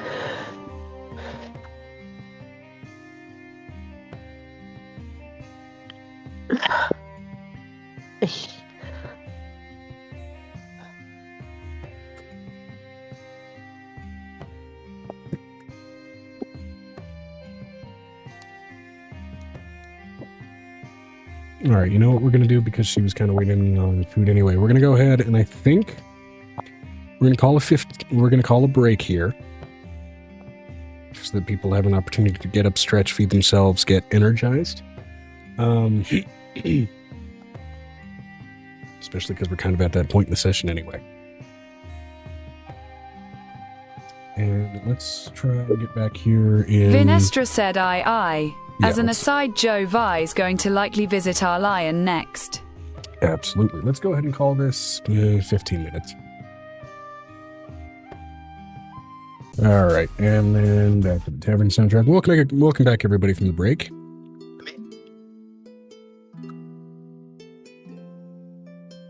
Sorry, that took a little longer than planned. But we're back. So,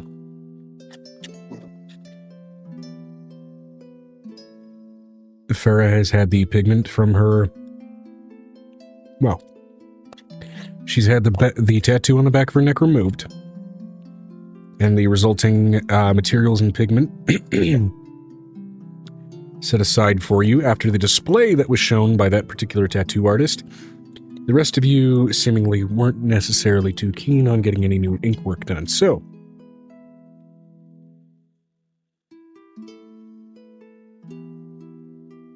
How would you like to continue?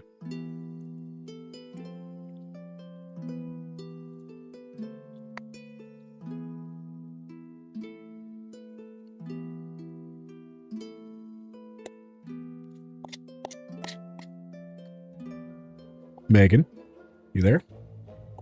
Vinestra said, so what were you going to use said ink for Angel?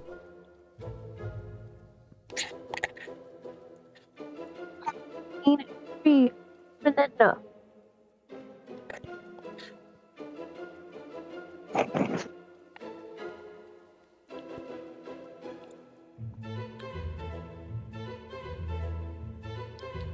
Care to say that again? You did get cut off.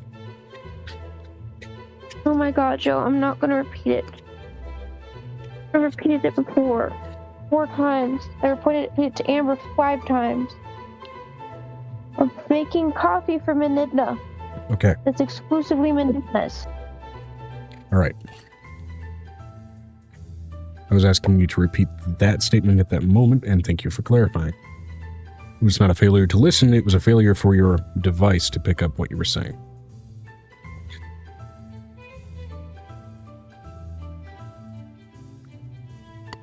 So. All right, material extracted. We're leaving this up to Piper's expertise. Oh my god, my headset turned off. Ooh. I did not hear anything since you came back, because apparently it turned itself off. So, having collected that material to make coffee for Menidna, are we leaving this up to Piper's expertise?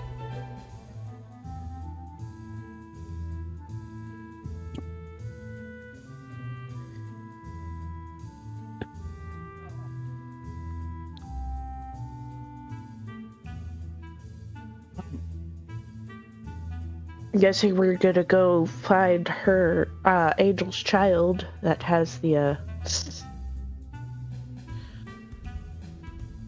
make soil and stuff.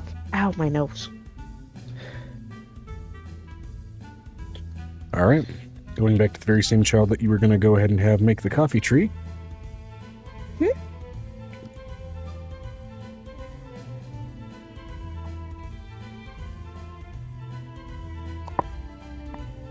All right, and you want to use that material as part of a base for the soil with which that coffee is going to grow. All right, anything else you would like to do to it? Was there anything else we were gonna do to it, Megan?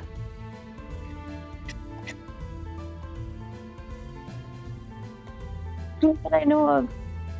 Okay. No, other than try to make it a coffee tree. All right. Phenomenal. So, drop that bottle. That's a shame. All right.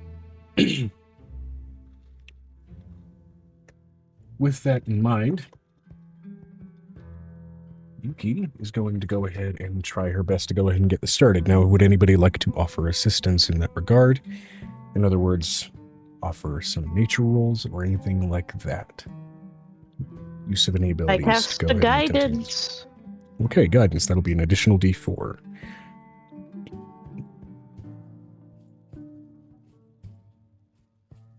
Anything anybody else would like to do?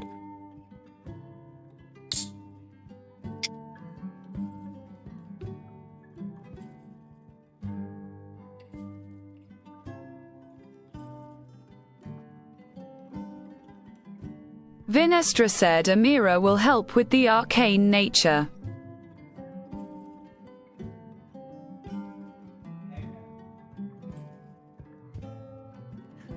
All right. And with the mirror's benefits, that will set that roll automatically to a 20. Great. So that means all I really have to roll on this end is just the D4 for any additional modifiers. Anything else anybody would like to add just to bump up that number, or anything anybody would like to add it just as an augmentation?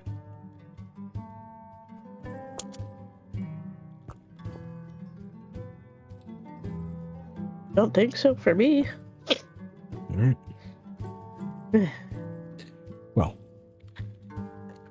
all the same, that is a 4 on the D4. So, excuse me. Bringing it all together, Yuki sits there and meditates for a moment, trying her best to focus on creating effectively a coffee tree, though doing her best to do so at the size of a manageable sapling. Or actually, no, the intention was a full-on tree, so it didn't produce too much. Was that correct? Yeah, but start with a sapling, obviously, because he could grow it himself. It's like, Alright. you can grow it. Ow. Also, I don't think there's enough of the ashes to constitute enough for a full-grown tree. Totally fair. All right. So, gingerly focusing, eventually she's able to gestate a fairly basic coffee bean into that soil, and what eventually begins to grow out of it in the form of a sapling looks less like a standard coffee plant and more like some kind of eldritch nightmare suffused with vegetation, given form and trying its best to fruit the littlest of beings not yet quite developed enough to actually produce anything.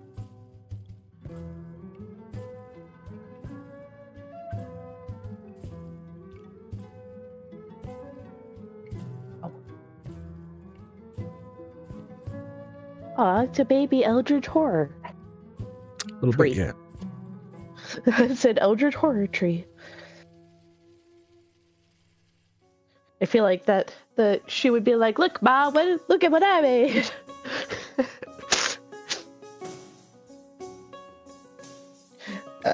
Excuse me. Mom, I think I did it. Looks a little freaky, but I think I did it. Vinestra said, "Be right back." All right.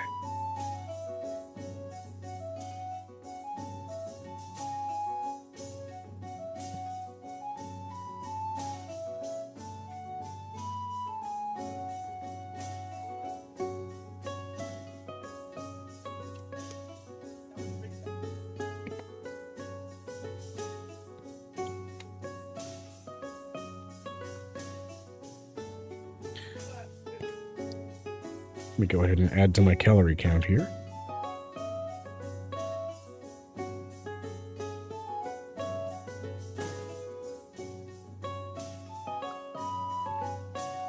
There we go. So.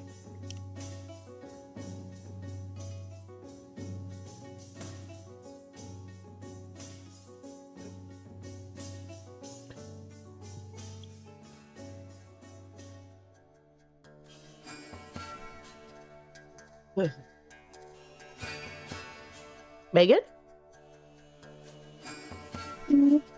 Your child is trying to show you the eldritch horror abomination it made.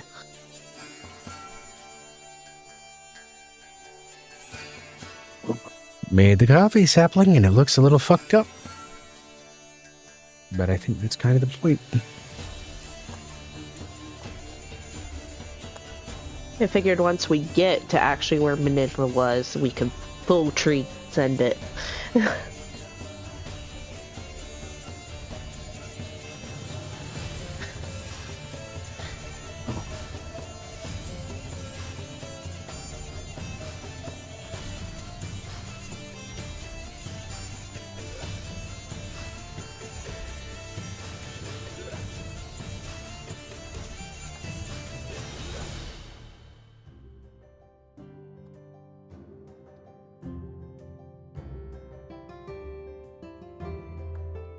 All right.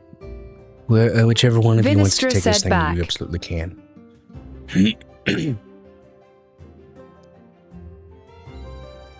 Because I don't know that I feel too comfy holding this thing. Pepper's gonna hold it. The pot. All right.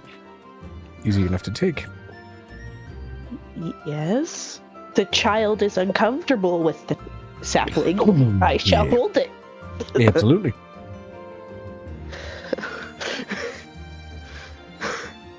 All right.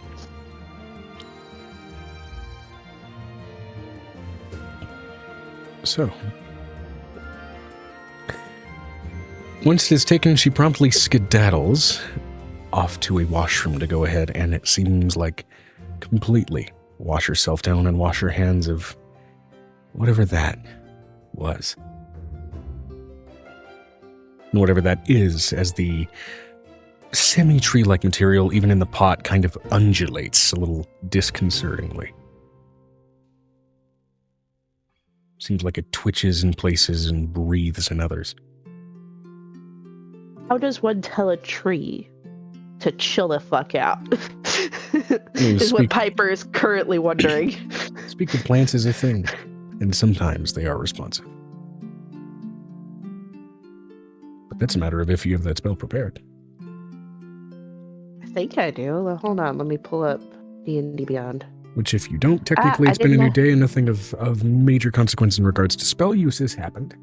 So you may prepare it if you would like to. In this case, I will allow it.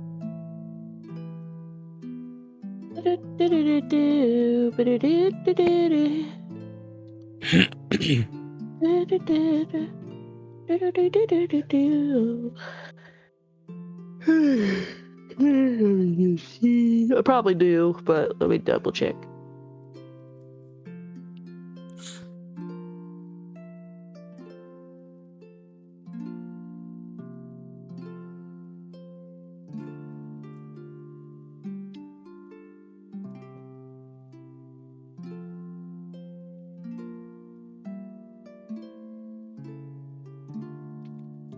I do not. You do but I not. can probably swap something out. Okay, Let me see what I'm okay with swapping out first. absolutely.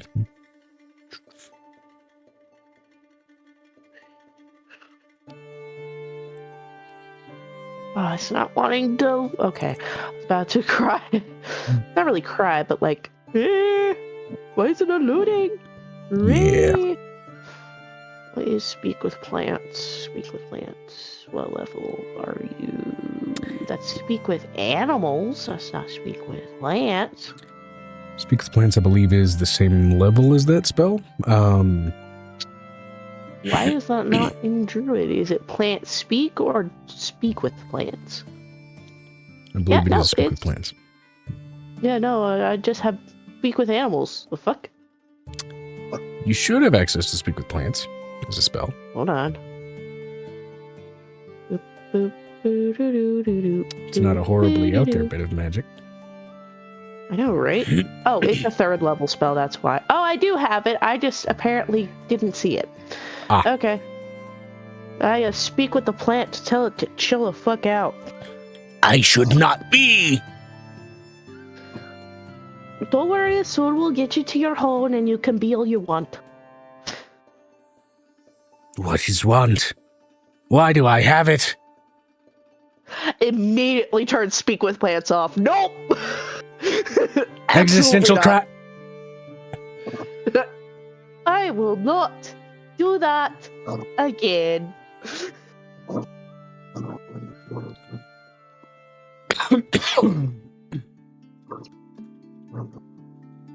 It seems to twitch with mildly more nervous abandon if a plant can do that.